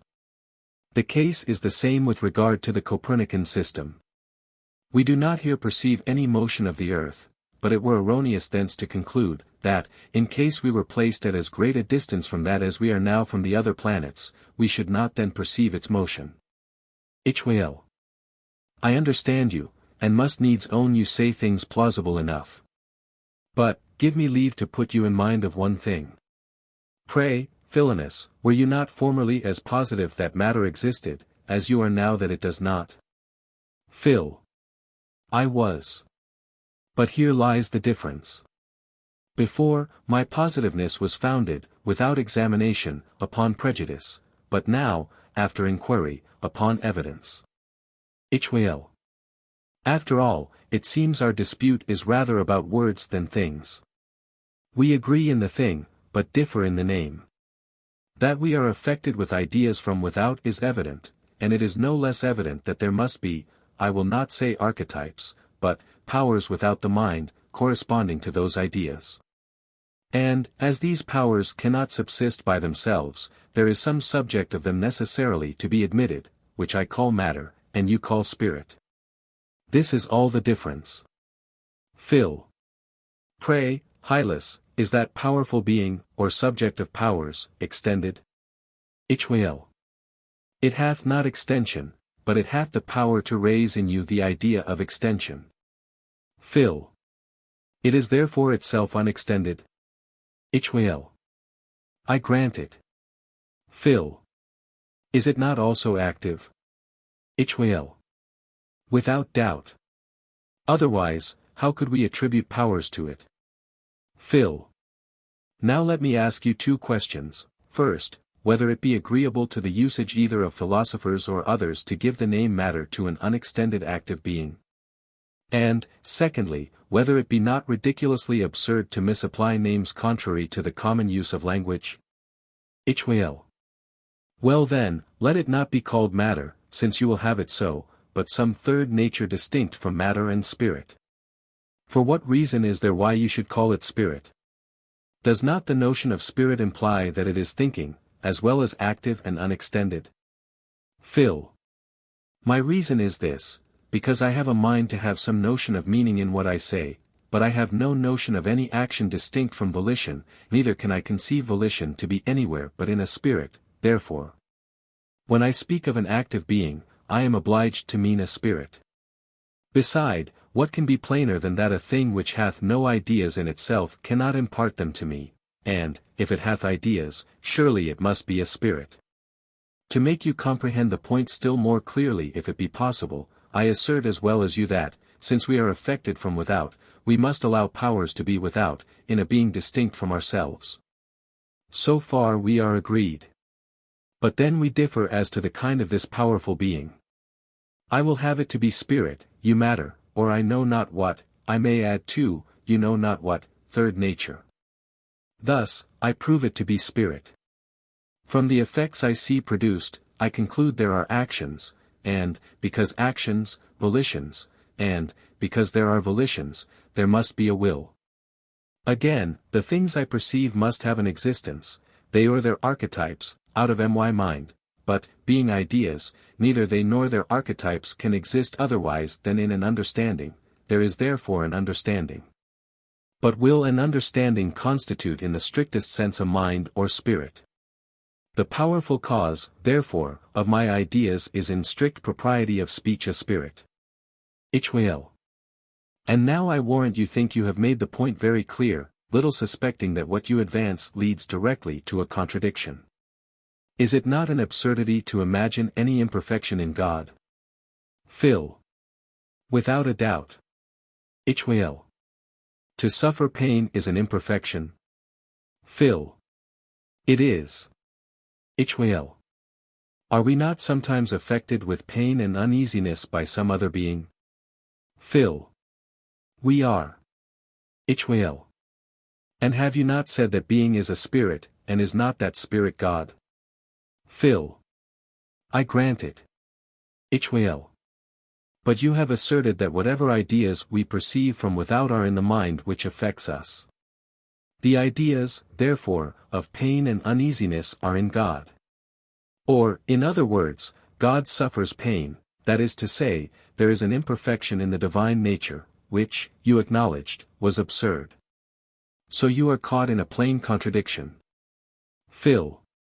That God knows or understands all things, and that he knows, among other things, what pain is, even every sort of painful sensation, and what it is for his creatures to suffer pain, I make no question. But, that God, though he knows and sometimes causes painful sensations in us, can himself suffer pain, I positively deny. We, who are limited and dependent spirits, are liable to impressions of sense, the effects of an external agent, which, being produced against our wills, are sometimes painful and uneasy. But God, whom no external being can affect, who perceives nothing by sense as we do, whose will is absolute and independent, causing all things, and liable to be thwarted or resisted by nothing, it is evident, such a being as this can suffer nothing, nor be affected with any painful sensation, or indeed any sensation at all. We are chained to a body, that is to say, our perceptions are connected with corporeal motions. By the law of our nature, we are affected upon every alteration in the nervous parts of our sensible body. Which sensible body, rightly considered, is nothing but a complexion of such qualities or ideas as have no existence distinct from being perceived by a mind. So that this connection of sensations with corporeal motions means no more than a correspondence in the order of nature, between two sets of ideas, or things immediately perceivable. But God is a pure spirit, disengaged from all such sympathy, or natural ties. No corporeal motions are attended with the sensations of pain or pleasure in his mind. To know everything knowable, is certainly a perfection. But to endure, or suffer, or feel anything by sense, is an imperfection. The former, I say, agrees to God, but not the latter. God knows, or hath ideas, but his ideas are not conveyed to him by sense, as ours are. Your not distinguishing, where there is so manifest a difference, makes you fancy you see an absurdity where there is none. Hylas. But, all this while you have not considered that the quantity of matter has been demonstrated to be proportioned to the gravity of bodies. And what can withstand demonstration? Phil. Let me see how you demonstrate that point. Hylas. I lay it down for a principle, that the moments or quantities of motion in bodies are in a direct compounded reason of the velocities and quantities of matter contained in them. Hence, where the velocities are equal, it follows the moments are directly as the quantity of matter in each. But it is found by experience that all bodies, bating the small inequalities, arising from the resistance of the air, descend with an equal velocity. The motion therefore of descending bodies, and consequently their gravity, which is the cause or principle of that motion, is proportional to the quantity of matter, which was to be demonstrated. Phil. You lay it down as a self-evident principle that the quantity of motion in any body is proportional to the velocity and matter taken together, and this is made use of to prove a proposition from whence the existence of matter is inferred.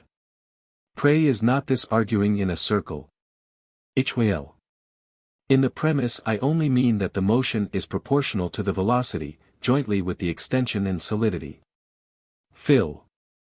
But, allowing this to be true, yet it will not thence follow that gravity is proportional to matter, in your philosophic sense of the word. Except you take it for granted that unknown substratum, or whatever else you call it, is proportional to those sensible qualities, which to suppose is plainly begging the question. That there is magnitude and solidity, or resistance, perceived by sense, I readily grant, as likewise, that gravity may be proportional to those qualities I will not dispute. But that either these qualities as perceived by us, or the powers producing them, do exist in a material substratum, this is what I deny, and you indeed affirm, but, notwithstanding your demonstration, have not yet proved. Well. I shall insist no longer on that point. Do you think, however, you shall persuade me that the natural philosophers have been dreaming all this while? Pray, what becomes of all their hypotheses and explications of the phenomena, which suppose the existence of matter? Phil. What mean you, Hylas, by the phenomena? Well. I mean the appearances which I perceive by my senses. Phil. And the appearances perceived by sense, are they not ideas? Well. I have told you so 100 times. Phil. Therefore, to explain the phenomena, is, to shew how we come to be affected with ideas, in that manner and order wherein they are imprinted on our senses. Is it not? Well. It is. Phil. Now, if you can prove that any philosopher has explained the production of any one idea in our minds by the help of matter, I shall forever acquiesce, and look on all that hath been said against it as nothing. But, if you cannot, it is vain to urge the explication of phenomena. That a being endowed with knowledge and will should produce or exhibit ideas is easily understood. But that a being which is utterly destitute of these faculties should be able to produce ideas, or in any sort to affect an intelligence, this I can never understand. This I say, though we had some positive conception of matter, though we knew its qualities, and could comprehend its existence, would yet be so far from explaining things, that it is itself the most inexplicable thing in the world.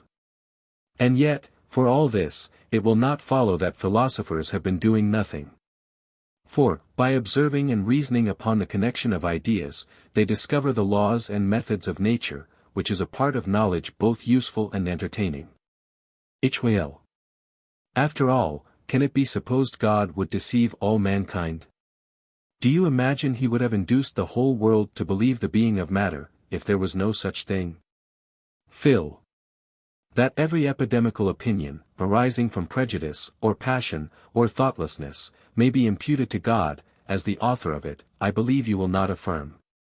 Whatsoever opinion we father on him, it must be either because he has discovered it to us by supernatural revelation, or because it is so evident to our natural faculties, which were framed and given us by God, that it is impossible we should withhold our assent from it. But where is the revelation? Or where is the evidence that extorts the belief of matter?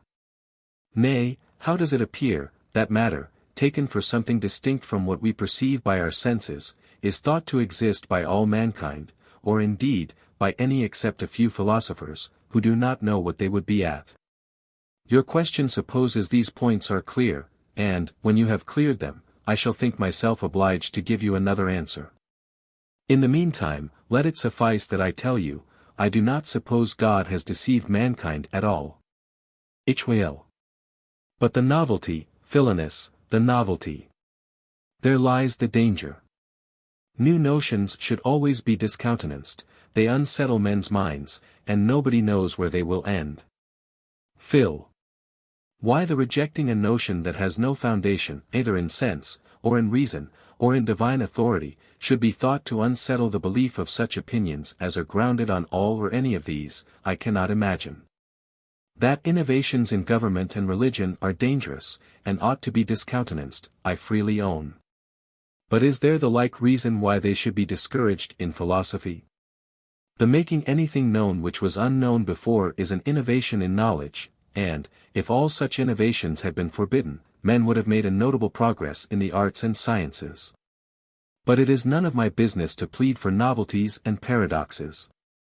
That the qualities we perceive are not on the objects, that we must not believe our senses, that we know nothing of the real nature of things, and can never be assured even of their existence, that real colors and sounds are nothing but certain unknown figures and motions, that motions are in themselves neither swift nor slow, that there are in bodies absolute extensions, without any particular magnitude or figure, that a thing stupid, thoughtless, and inactive, operates on a spirit, that the least particle of a body contains innumerable extended parts, these are the novelties. These are the strange notions which shock the genuine uncorrupted judgment of all mankind, and being once admitted, embarrass the mind with endless doubts and difficulties. And it is against these and the like innovations I endeavor to vindicate common sense. It is true, in doing this, I may perhaps be obliged to use some ambages, and ways of speech not common. But, if my notions are once thoroughly understood, that which is most singular in them will, in effect, be found to amount to no more than this: that it is absolutely impossible, and a plain contradiction, to suppose any unthinking being should exist without being perceived by a mind. And, if this notion be singular, it is a shame it should be so, at this time of day, and in a Christian country. Hylas. As for the difficulties other opinions may be liable to, those are out of the question. It is your business to defend your own opinion. Can anything be plainer than that you are for changing all things into ideas? You, I say, who are not ashamed to charge me with skepticism. This is so plain, there is no denying it. Phil. You mistake me. I am not for changing things into ideas, but rather ideas into things, since those immediate objects of perception, which, according to you, are only appearances of things, I take to be the real things themselves. Hylas. Things. You may pretend what you please, but it is certain you leave us nothing but the empty forms of things, the outside only which strikes the senses. Phil. What you call the empty forms and outside of things seem to me the very things themselves. Nor are they empty or incomplete, otherwise than upon your supposition, that matter is an essential part of all corporeal things. We both, therefore, agree in this, that we perceive only sensible forms, but herein we differ, you will have them to be empty appearances, real beings. In short, you do not trust your senses, I do. Hylas. You say you believe your senses, and seem to applaud yourself that in this you agree with the vulgar. According to you, therefore, the true nature of a thing is discovered by the senses. If so, whence comes that disagreement? Why is not the same figure, and other sensible qualities, perceived all manner of ways? And why should we use a microscope the better to discover the true nature of a body, if it were discoverable to the naked eye? Phil. Strictly speaking, Hylas, we do not see the same object that we feel, neither is the same object perceived by the microscope which was by the naked eye. But, in case every variation was thought sufficient to constitute a new kind of individual, the endless number of confusion of names would render language impracticable. Therefore, to avoid this, as well as other inconveniences which are obvious upon a little thought, men combine together several ideas, apprehended by divers senses, or by the same sense at different times, or in different circumstances, but observed, however, to have some connection in nature, either with respect to coexistence or succession. all which they refer to one name, and consider as one thing. Hence it follows that when I examine, by my other senses, a thing I have seen, it is not in order to understand better the same object which I had perceived by sight, the object of one sense not being perceived by the other senses. And, when I look through a microscope, it is not that I may perceive more clearly what I perceived already with my bare eyes, the object perceived by the glass being quite different from the former. But, in both cases, my aim is only to know what ideas are connected together, and the more a man knows of the connection of ideas, the more he is said to know of the nature of things. What, therefore, if our ideas are variable? What if our senses are not in all circumstances affected with the same appearances? It will not thence follow they are not to be trusted. Or that they are inconsistent either with themselves or anything else, except it be with your preconceived notion of, I know not what, one single, unchanged, unperceivable, real nature, marked by each name. Which prejudice seems to have taken its rise from not rightly understanding the common language of men, speaking of several distinct ideas as united into one thing by the mind. And, indeed, there is cause to suspect several erroneous conceits of the philosophers are owing to the same original, while they began to build their schemes not so much on notions as on words, which were framed by the vulgar, merely for conveniency and dispatch in the common actions of life, without any regard to speculation. Well. Methinks I apprehend your meaning. Phil. It is your opinion the ideas we perceive by our senses are not real things, but images or copies of them. Our knowledge, therefore, is no farther real than as our ideas are the true representations of those originals. But, as these supposed originals are in themselves unknown, it is impossible to know how far our ideas resemble them, or whether they resemble them at all. We cannot, therefore, be sure we have any real knowledge. Farther, as our ideas are perpetually varied, without any change in the supposed real things, it necessarily follows they cannot all be true copies of them, or, if some are and others are not, it is impossible to distinguish the former from the latter. And this plunges us yet deeper in uncertainty. Again, when we consider the point, we cannot conceive how any idea, or anything like an idea, should have an absolute existence out of a mind, nor consequently, according to you, how there should be any real thing in nature. The result of all which is that we are thrown into the most hopeless and abandoned skepticism. Now, give me leave to ask you, first, whether your referring ideas to certain absolutely existing unperceived substances, as their originals, be not the source of all this skepticism. Secondly, whether you are informed, either by sense or reason, of the existence of those unknown originals. And, in case you are not, whether it be not absurd to suppose them. Thirdly, whether, upon inquiry, you find there is anything distinctly conceived or meant by the absolute or external existence of unperceiving substances. Lastly, whether, the premises considered, it be not the wisest way to follow nature, trust your senses, and, laying aside all anxious thought about unknown natures or substances, admit with the vulgar those for real things which are perceived by the senses. Well. For the present, I have no inclination to the answering part. I would much rather see how you can get over what follows. Pray, are not the objects perceived by the senses of one, likewise perceivable to others present? If there were 100 more here, they would all see the garden, the trees, and flowers, as I see them. But they are not in the same manner affected with the ideas I frame in my imagination. Does not this make a difference between the former sort of objects and the latter? Phil. I grant it does. Nor have I ever denied a difference between the objects of sense and those of imagination. But what would you infer from thence? You cannot say that sensible objects exist unperceived, because they are perceived by many. Well. I own I can make nothing of that objection, but it hath led me into another. Is it not your opinion that by our senses we perceive only the ideas existing in our minds? Phil. It is. Well. But the same idea which is in my mind cannot be in yours, or in any other mind. Doth it not therefore follow, from your principles, that no two can see the same thing? And is not this highly absurd? Phil. If the term same be taken in the vulgar acceptation, it is certain, and not at all repugnant to the principles I maintain, that different persons may perceive the same thing, or the same thing or idea exist in different minds. Words are of arbitrary imposition. And, since men are used to apply the word same where no distinction or variety is perceived, and I do not pretend to alter their perceptions, it follows that, as men have said before, several saw the same thing, so they may, upon like occasions, still continue to use the same phrase, without any deviation either from propriety of language, or the truth of things.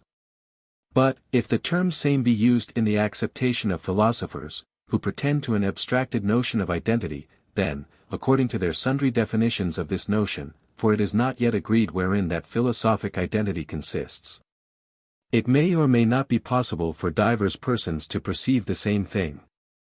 But whether philosophers shall think fit to call a thing the same or no, is, I conceive, of small importance.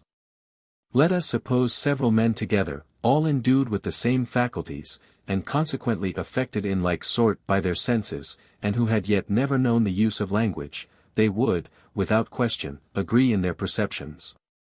Though perhaps, when they came to the use of speech, some regarding the uniformness of what was perceived, might call it the same thing, others, especially regarding the diversity of persons who perceived, might choose the denomination of different things.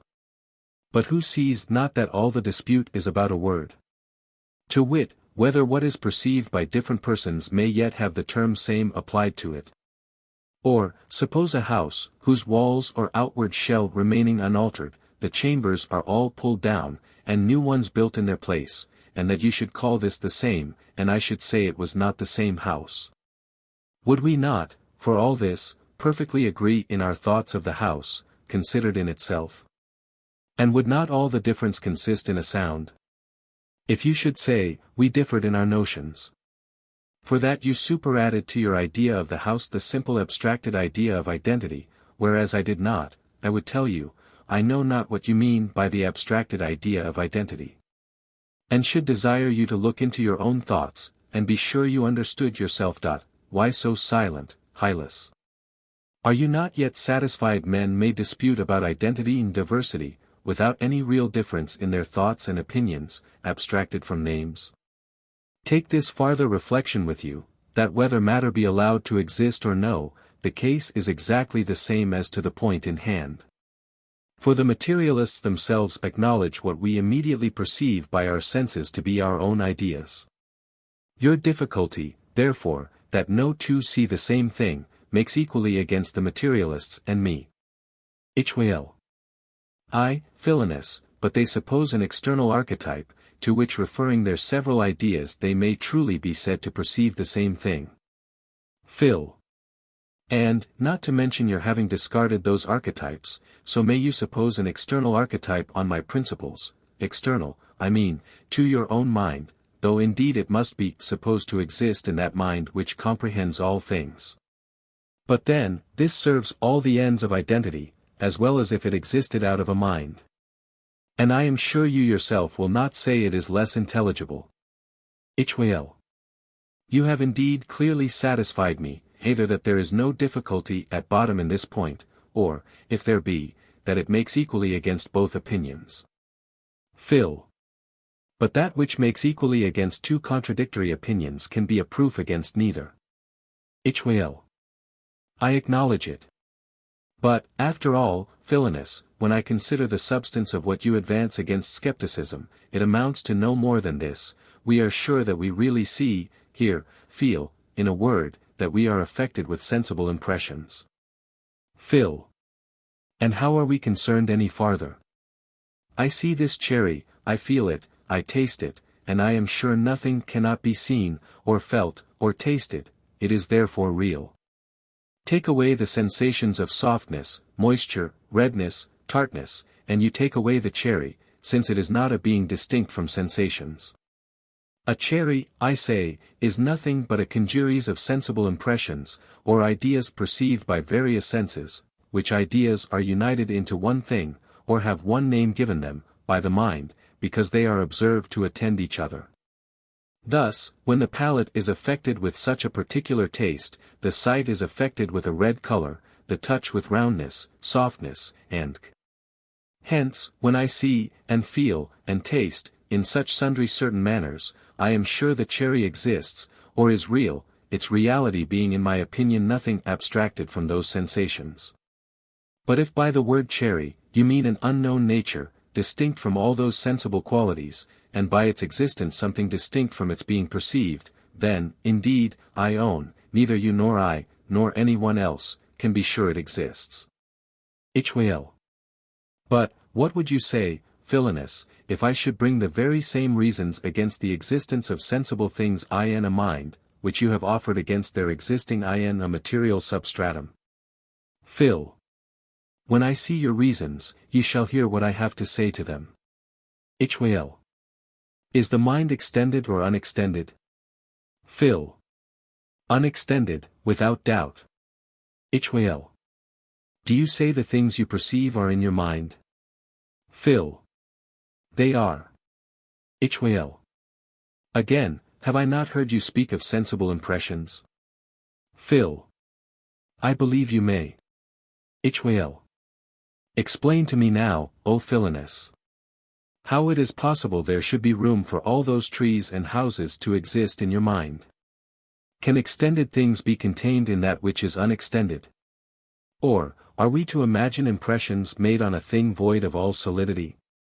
You cannot say objects are in your mind, as books in your study, or that things are imprinted on it, as the figure of a seal upon wax.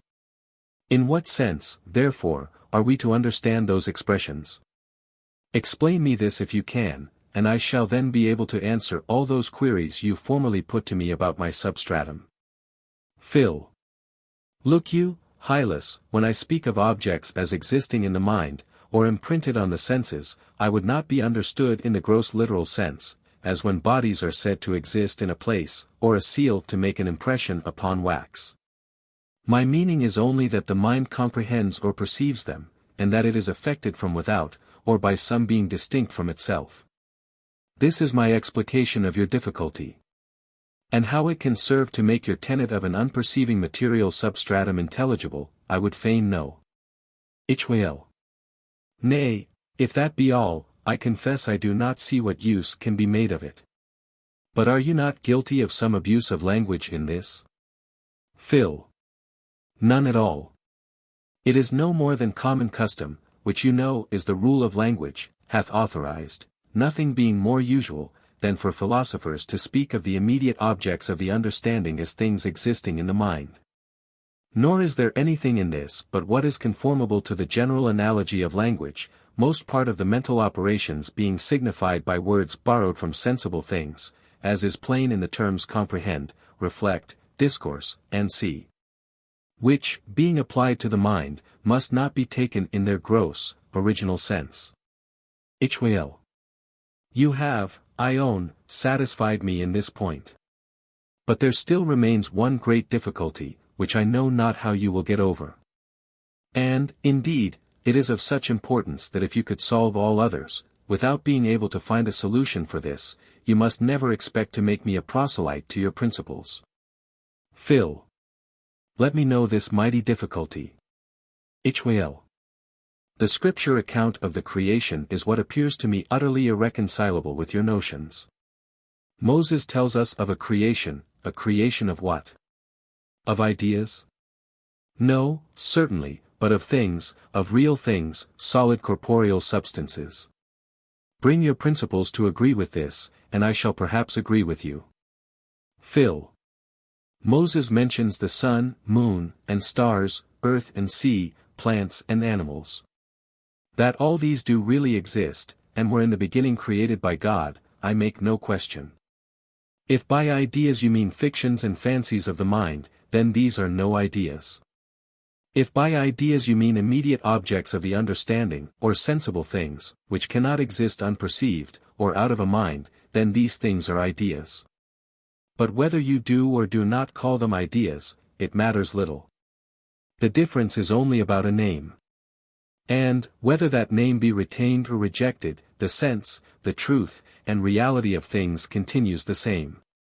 In common talk, the objects of our senses are not termed ideas, but things. Call them so still, provided you do not attribute to them any absolute external existence, and I shall never quarrel with you for a word. The creation, therefore, I allow to have been a creation of things, of real things. Neither is this in the least inconsistent with my principles, as is evident from what I have now said, and would have been evident to you without this, if you had not forgotten what had been so often said before. But as for solid corporeal substances, I desire you to show where Moses makes any mention of them. And, if they should be mentioned by him, or any other inspired writer, it would still be incumbent on you to shew those words were not taken in the vulgar acceptation, for things falling under our senses, but in the philosophic acceptation. For matter, or an unknown quiddity, with an absolute existence. When you have proved these points, then, and not till then, may you bring the authority of Moses into our dispute. Hylas. It is in vain to dispute about a point so clear. I am content to refer it to your own conscience. Are you not satisfied there is some peculiar repugnancy between the Mosaic account of the creation and your notions? Phil. If all possible sense which can be put on the first chapter of Genesis may be conceived as consistently with my principles as any other, then it has no peculiar repugnancy with them. But there is no sense you may not as well conceive, believing as I do. Since, besides spirits, all you conceive are ideas, and the existence of these I do not deny. Neither do you pretend they exist without the mind. Hylas. Pray let me see any sense you can understand it in. Phil. Why, I imagine that if I had been present at the creation, should have seen things produced into being, that is become perceptible, in the order prescribed by the sacred historian. I ever before believed the Mosaic account of the creation, and now find no alteration in my manner of believing it. When things are said to begin or end their existence, we do not mean this with regard to God, but his creatures. All objects are eternally known by God, or, which is the same thing, have an eternal existence in his mind, but when things, before imperceptible to creatures, are, by a decree of God, perceptible to them, then are they said to begin a relative existence, with respect to created minds. Upon reading therefore the Mosaic account of the creation, I understand that the several parts of the world became gradually perceivable to finite spirits, endowed with proper faculties. So that, whoever such were present, they were in truth perceived by them. This is the literal obvious sense suggested to me by the words of the Holy Scripture, in which is included no mention, or no thought either of substratum, instrument, occasion, or absolute existence. And, upon inquiry, I doubt not it will be found that most plain honest men, who believe the creation, never think of those things any more than I. What metaphysical sense you may understand it in, you only can tell. Hylas. But, Philonous, you do not seem to be aware that you allow created things, in the beginning, only a relative, and consequently hypothetical being, that is to say, upon supposition there were men to perceive them. Without which they have no actuality of absolute existence, wherein creation might terminate. Is it not, therefore, according to you, plainly impossible the creation of any inanimate creatures should precede that of man? And is not this directly contrary to the Mosaic account? Phil. In answer to that, I say, first, created beings might begin to exist in the mind of other created intelligences, beside men. You will not therefore be able to prove any contradiction between Moses and my notions, unless you first shew there was no other order of finite created spirits in being, before man. I say farther, in case we conceive the creation, as we should at this time, a parcel of plants or vegetables of all sorts produced, by an invisible power. In a desert where nobody was present, that this way of explaining or conceiving it is consistent with my principles, since they deprive you of nothing, either sensible or imaginable. That it exactly suits with the common, natural, and undebauched notions of mankind, that it manifests the dependence of all things on God. And consequently hath all the good effect or influence, which it is possible that important article of our faith should have in making men humble, thankful, and resigned to their great Creator. I say, moreover, that, in this naked conception of things, divested of words, there will not be found any notion of what you call the actuality of absolute existence. You may indeed raise a dust with those terms, and so lengthen our dispute to no purpose. But I entreat you calmly to look into your own thoughts, and then tell me if they are not a useless and unintelligible jargon. Hylas. I own I have no very clear notion annexed to them. But what say you to this? Do you not make the existence of sensible things consist in their being in a mind? And were not all things eternally in the mind of God? Did they not therefore exist from all eternity, according to you? And how could that which was eternal be created in time? Can anything be clearer or better connected than this? Phil. And are not you too of opinion, that God knew all things from eternity? Hylas. I am. Phil. Consequently they always had a being in the divine intellect. Hylas. This I acknowledge. Phil. By your own confession, therefore, nothing is new, or begins to be, in respect of the mind of God. So we are agreed in that point. Hylas. What shall we make then of the creation? Phil. May we not understand it to have been entirely in respect of finite spirits? So that things, with regard to us, may properly be said to begin their existence, or be created, when God decreed they should become perceptible to intelligent creatures, in that order and manner which he then established. And we now call the laws of nature. You may call this a relative, or hypothetical existence if you please. But, so long as it supplies us with the most natural, obvious, and literal sense of the mosaic history of the creation. So long as it answers all the religious ends of that great article, in a word, so long as you can assign no other sense or meaning in its stead, why should we reject this? Is it to comply with a ridiculous skeptical humor of making everything nonsense and unintelligible? I am sure you cannot say it is for the glory of God. For, allowing it to be a thing possible and conceivable that the corporeal world should have an absolute existence extrinsical to the mind of God, as well as to the minds of all created spirits. Yet how could this set forth either the immensity or omniscience of the deity, or the necessary and immediate dependence of all things on him? Nay, would it not rather seem to derogate from those attributes? Hylas. Well, but as to this decree of God's, for making things perceptible, what say you, Philonous? Is it not plain, God did either execute that decree from all eternity, or at some certain time began to will what he had not actually willed before, but only designed to will? If the former, then there could be no creation, or beginning of existence, in finite things. If the latter, then we must acknowledge something new to befall the deity, which implies a sort of change, and all change argues imperfection. Phil. Pray consider what you are doing.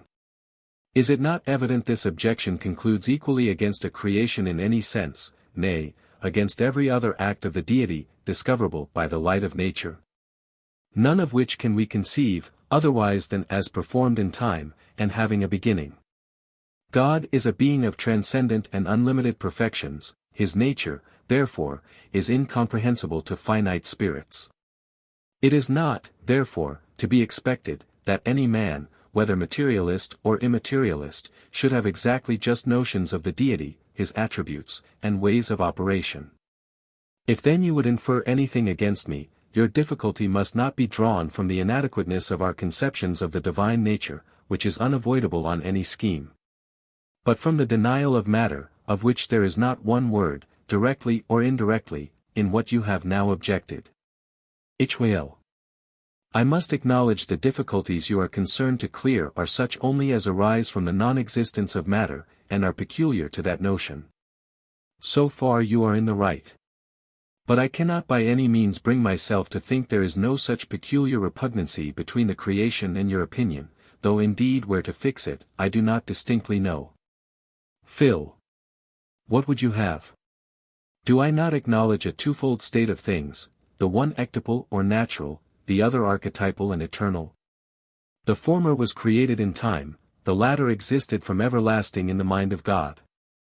Is not this agreeable to the common notions of divines? Or, Is any more than this necessary in order to conceive the creation? But you suspect some peculiar repugnancy, though you know not where it lies. To take away all possibility of scruple in the case, do but consider this one point. Either you are not able to conceive the creation on any hypothesis whatsoever. And, if so, there is no ground for dislike or complaint against any particular opinion on that score, or you are able to conceive it, and, if so, why not on my principles, since thereby nothing conceivable is taken away. You have all along been allowed the full scope of sense, imagination, and reason. Whatever, therefore, you could before apprehend, either immediately or mediately by your senses, or by ratiocination from your senses. Whatever you could perceive, imagine, or understand, remains still with you. If, therefore, the notion you have of the creation by other principles be intelligible, you have it still upon mine. If it be not intelligible, I conceive it to be no notion at all, and so there is no loss of it. And indeed it seems to me very plain that the supposition of matter, that is a thing perfectly unknown and inconceivable, cannot serve to make us conceive anything. And, I hope it need not be proved to you that if the existence of matter doth not make the creation conceivable, the creation's being without it inconceivable can be no objection against its non-existence. Hylas. I confess, Philonous, you have almost satisfied me in this point of the creation. Phil. I would fain know why you are not quite satisfied. You tell me indeed of a repugnancy between the Mosaic history and immaterialism, but you know not where it lies. Is this reasonable, Hylas? Can you expect I should solve a difficulty without knowing what it is? But, to pass by all that, would not a man think you were assured there is no repugnancy between the received notions of materialists and the inspired writings? Hylas. And so I am. Phil. Ought the historical part of Scripture to be understood in a plain obvious sense, or in a sense which is metaphysical and out of the way? Hylas. In the plain sense, doubtless. Phil. When Moses speaks of herbs, earth, water, and as having been created by God, think you not the sensible things commonly signified by those words are suggested to every unphilosophical reader? Hylas. I cannot help thinking so. Phil. And are not all ideas, or things perceived by sense, to be denied a real existence by the doctrine of the materialist? Hylas. This I have already acknowledged. Phil. The creation, therefore, according to them, was not the creation of things sensible, which have only a relative being, but of certain unknown natures, which have an absolute being, wherein creation might terminate. Hylas. True. Phil. Is it not therefore evident the assertors of matter destroy the plain obvious sense of Moses, with which their notions are utterly inconsistent, and instead of it obtrude on us I know not what, something equally unintelligible to themselves and me? Hylas. I cannot contradict you. Phil. Moses tells us of a creation. A creation of what? Of unknown quiddities, of occasions, or substratum? No, certainly, but of things obvious to the senses. You must first reconcile this with your notions, if you expect I should be reconciled to them. Hylas. I see you can assault me with my own weapons. Phil. Then as to absolute existence, was there ever known a more jejune notion than that? Something it is so abstracted and unintelligible that you have frankly owned you could not conceive it, much less explain anything by it. But allowing matter to exist, and the notion of absolute existence to be clear as light. Yet, was this ever known to make the creation more credible? Nay, hath it not furnished the atheists and infidels of all ages with the most plausible arguments against a creation? That a corporeal substance, which hath an absolute existence without the minds of spirits, should be produced out of nothing, by the mere will of a spirit, hath been looked upon as a thing so contrary to all reason, so impossible and absurd, that not only the most celebrated among the ancients, but even divers modern and Christian philosophers have thought matter coeternal with the deity. Lay these things together, and then judge you whether materialism disposes men to believe the creation of things. Hylas. I own, Philonous, I think it does not. This of the creation is the last objection I can think of. And I must needs own it hath been sufficiently answered as well as the rest. Nothing now remains to be overcome but a sort of unaccountable backwardness that I find in myself towards your notions. Phil. When a man is swayed, he knows not why, to one side of the question, can this, think you, be anything else but the effect of prejudice, which never fails to attend old and rooted notions?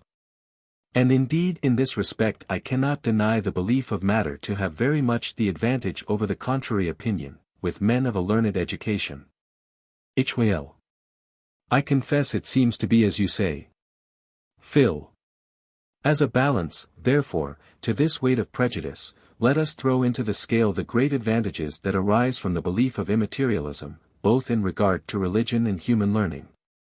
The being of a God, and incorruptibility of the soul, those great articles of religion, are they not proved with the clearest and most immediate evidence?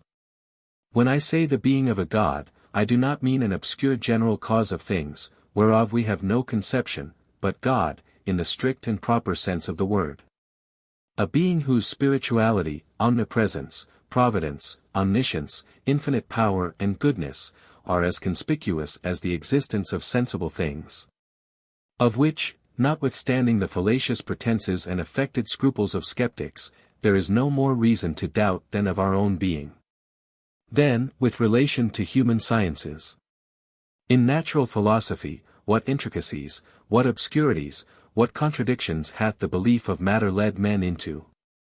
To say nothing of the numberless disputes about its extent, continuity, homogeneity, gravity, divisibility, and do they not pretend to explain all things by bodies operating on bodies, according to the laws of motion? And yet, are they able to comprehend how one body should move another? Nay, admitting there was no difficulty in reconciling the notion of an inert being with a cause, or in conceiving how an accident might pass from one body to another. Yet, by all their strained thoughts and extravagant suppositions, have they been able to reach the mechanical production of any one animal or vegetable body? Can they account, by the laws of motion, for sounds, tastes, smells, or colors? Or for the regular course of things? Have they accounted, by physical principles, for the aptitude and contrivance even of the most inconsiderable parts of the universe?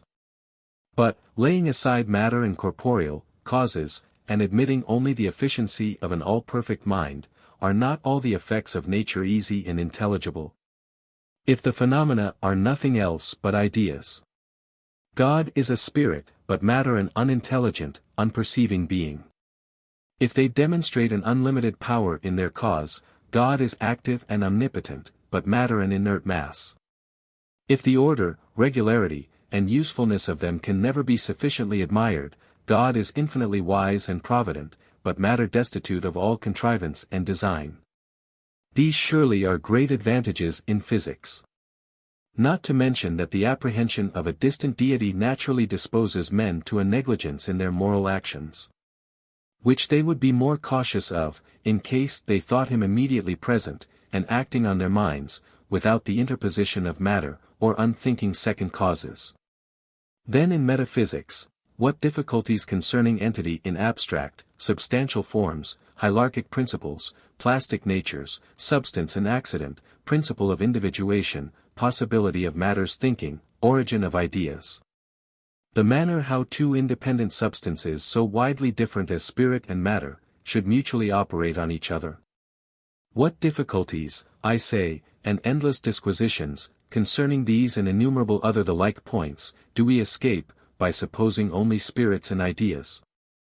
Even the mathematics themselves, if we take away the absolute existence of extended things, become much more clear and easy.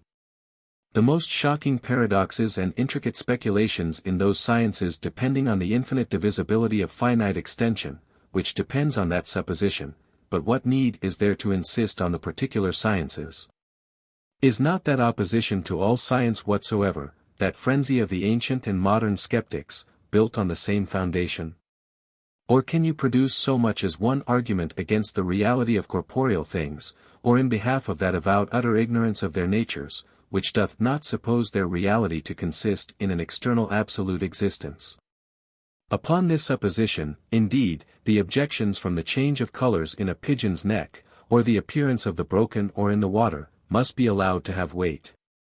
But these and the like objections vanish, if we do not maintain the being of absolute external originals, but place the reality of things in ideas, fleeting indeed, and changeable. However, not changed at random, but according to the fixed order of nature. For, herein consists that constancy and truth of things which secures all the concerns of life, and distinguishes that which is real from the irregular visions of the fancy. Hylas. I agree to all you have now said, and must own that nothing can incline me to embrace your opinion more than the advantages I see it is attended with. I am by nature lazy, and this would be a mighty abridgment in knowledge. What doubts, what hypotheses, what labyrinths of amusement, what fields of disputation, what an ocean of false learning, may be avoided by that single notion of immaterialism. Phil. After all, is there anything farther remaining to be done? You may remember you promised to embrace that opinion which upon examination should appear most agreeable to common sense and remote from skepticism. This, by your own confession, is that which denies matter, or the absolute existence of corporeal things. Nor is this all. The same notion has been proved several ways, viewed in different lights, pursued in its consequences, and all objections against it cleared. Can there be a greater evidence of its truth? Or is it possible it should have all the marks of a true opinion and yet be false? Hylas. I own myself entirely satisfied for the present in all respects. But, what security can I have that I shall still continue the same full assent to your opinion, and that no unthought of objection or difficulty will occur hereafter? Phil. Pray, Hylas, do you in other cases, when a point is once evidently proved, withhold your consent on account of objections or difficulties it may be liable to? Are the difficulties that attend the doctrine of incommensurable quantities, of the angle of contact, of the asymptotes to curves, or the like, sufficient to make you hold out against mathematical demonstration? Or will you disbelieve the providence of God, because there may be some particular things which you know not how to reconcile with it? If there are difficulties attending immaterialism, there are at the same time direct and evident proofs of it. But for the existence of matter there is not one proof, and far more numerous and insurmountable objections lie against it. But where are those mighty difficulties you insist on? Alas! You know not where or what they are. Something which may possibly occur hereafter. If this be a sufficient pretense for withholding your full assent, you should never yield it to any proposition, how free soever from exceptions, how clearly and solidly soever demonstrated. Hylas. You have satisfied me, Philonous. Phil. But, to arm you against all future objections, do but consider, that which bears equally hard on two contradictory opinions can be proof against neither.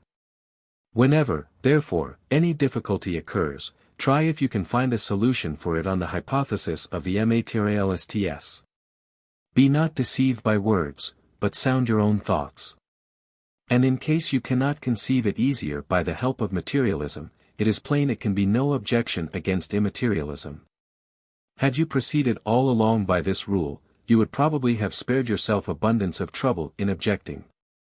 Since of all your difficulties I challenge you to shew one that is explained by matter, nay, which is not more unintelligible with than without that supposition, and consequently makes rather against than for it.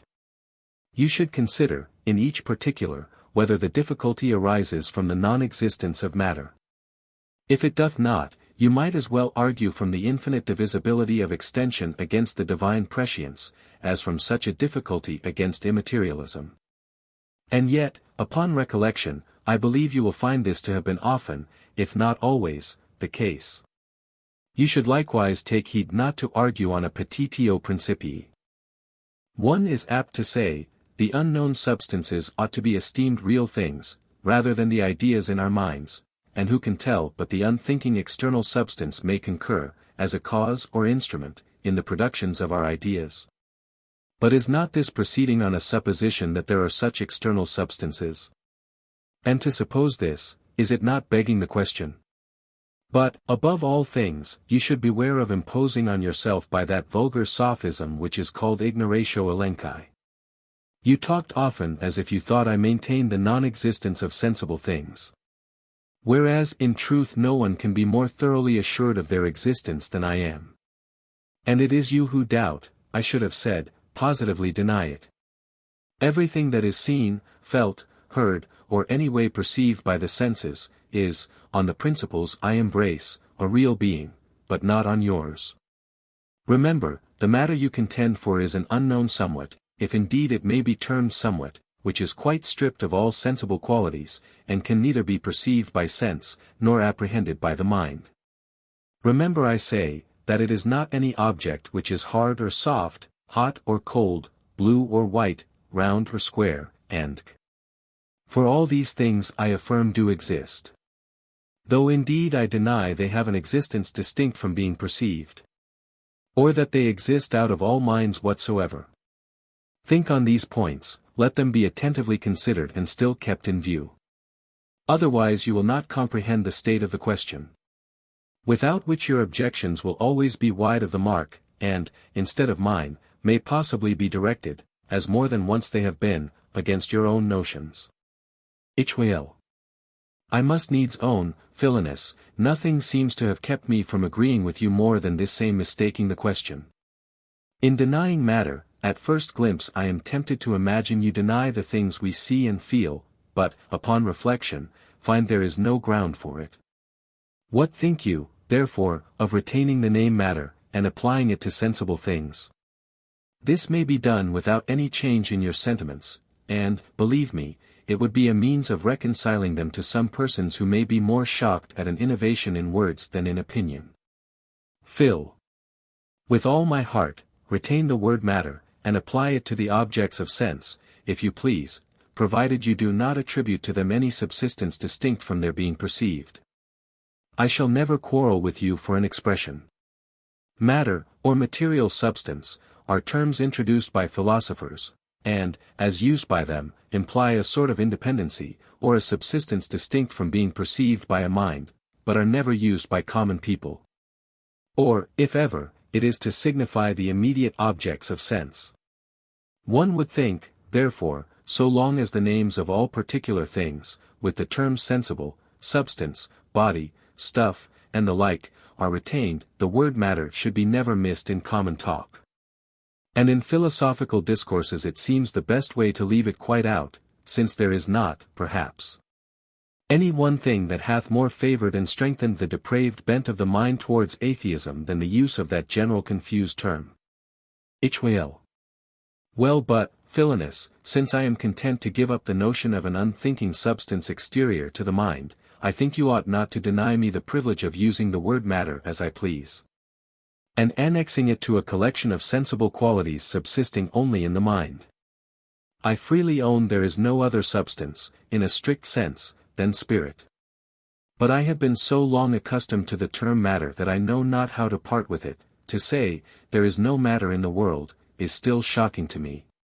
Whereas to say, there is no matter, if by that term be meant an unthinking substance existing without the mind. But if by matter is meant some sensible thing, whose existence consists in being perceived, then there is matter. This distinction gives it quite another turn. And men will come into your notions with small difficulty, when they are proposed in that manner. For, after all, the controversy about matter and the strict acceptation of it, lies altogether between you and the philosophers, whose principles, I acknowledge, are not near so natural, or so agreeable to the common sense of mankind. And Holy Scripture, as yours. There is nothing we either desire or shun but as it makes, or is apprehended to make, some part of our happiness or misery. But what hath happiness or misery, joy or grief, pleasure or pain, to do with absolute existence? Or with unknown entities, abstracted from all relation to us? It is evident, things regard us only as they are pleasing or displeasing, and they can please or displease only so far forth as they are perceived. Farther, therefore, we are not concerned, and thus far you leave things as you found them. Yet still there is something new in this doctrine. It is plain, I do not now think with the philosophers, nor yet altogether with the vulgar. I would know how the case stands in that respect, precisely, what you have added to, or altered in my former notions. Phil. I do not pretend to be a setter-up of new notions. My endeavors tend only to unite, and place in a clearer light, that truth which was before shared between the vulgar and the philosophers, the former being of opinion, that those things they immediately perceive are the real things. And the latter, that the things immediately perceived are ideas, which exist only in the mind. Which two notions put together, do, in effect, constitute the substance of what I advance. Hylas.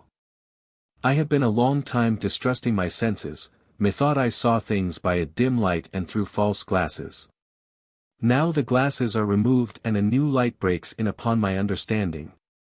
I am clearly convinced that I see things in their native forms, and am no longer in pain about their unknown natures or absolute existence. This is the state I find myself in at present. Though, indeed, the course that brought me to it I do not yet thoroughly comprehend.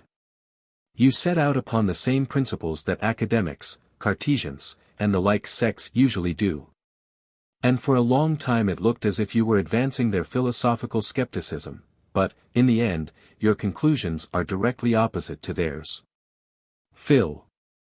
You see, Hylas, the water of yonder fountain, how it is forced upwards, in a round column, to a certain height. At which it breaks, and falls back into the basin from whence it rose, its ascent, as well as descent, proceeding from the same uniform law or principle of gravitation. Just so, the same principles which, at first view, lead to skepticism, pursued to a certain point, bring men back to common sense.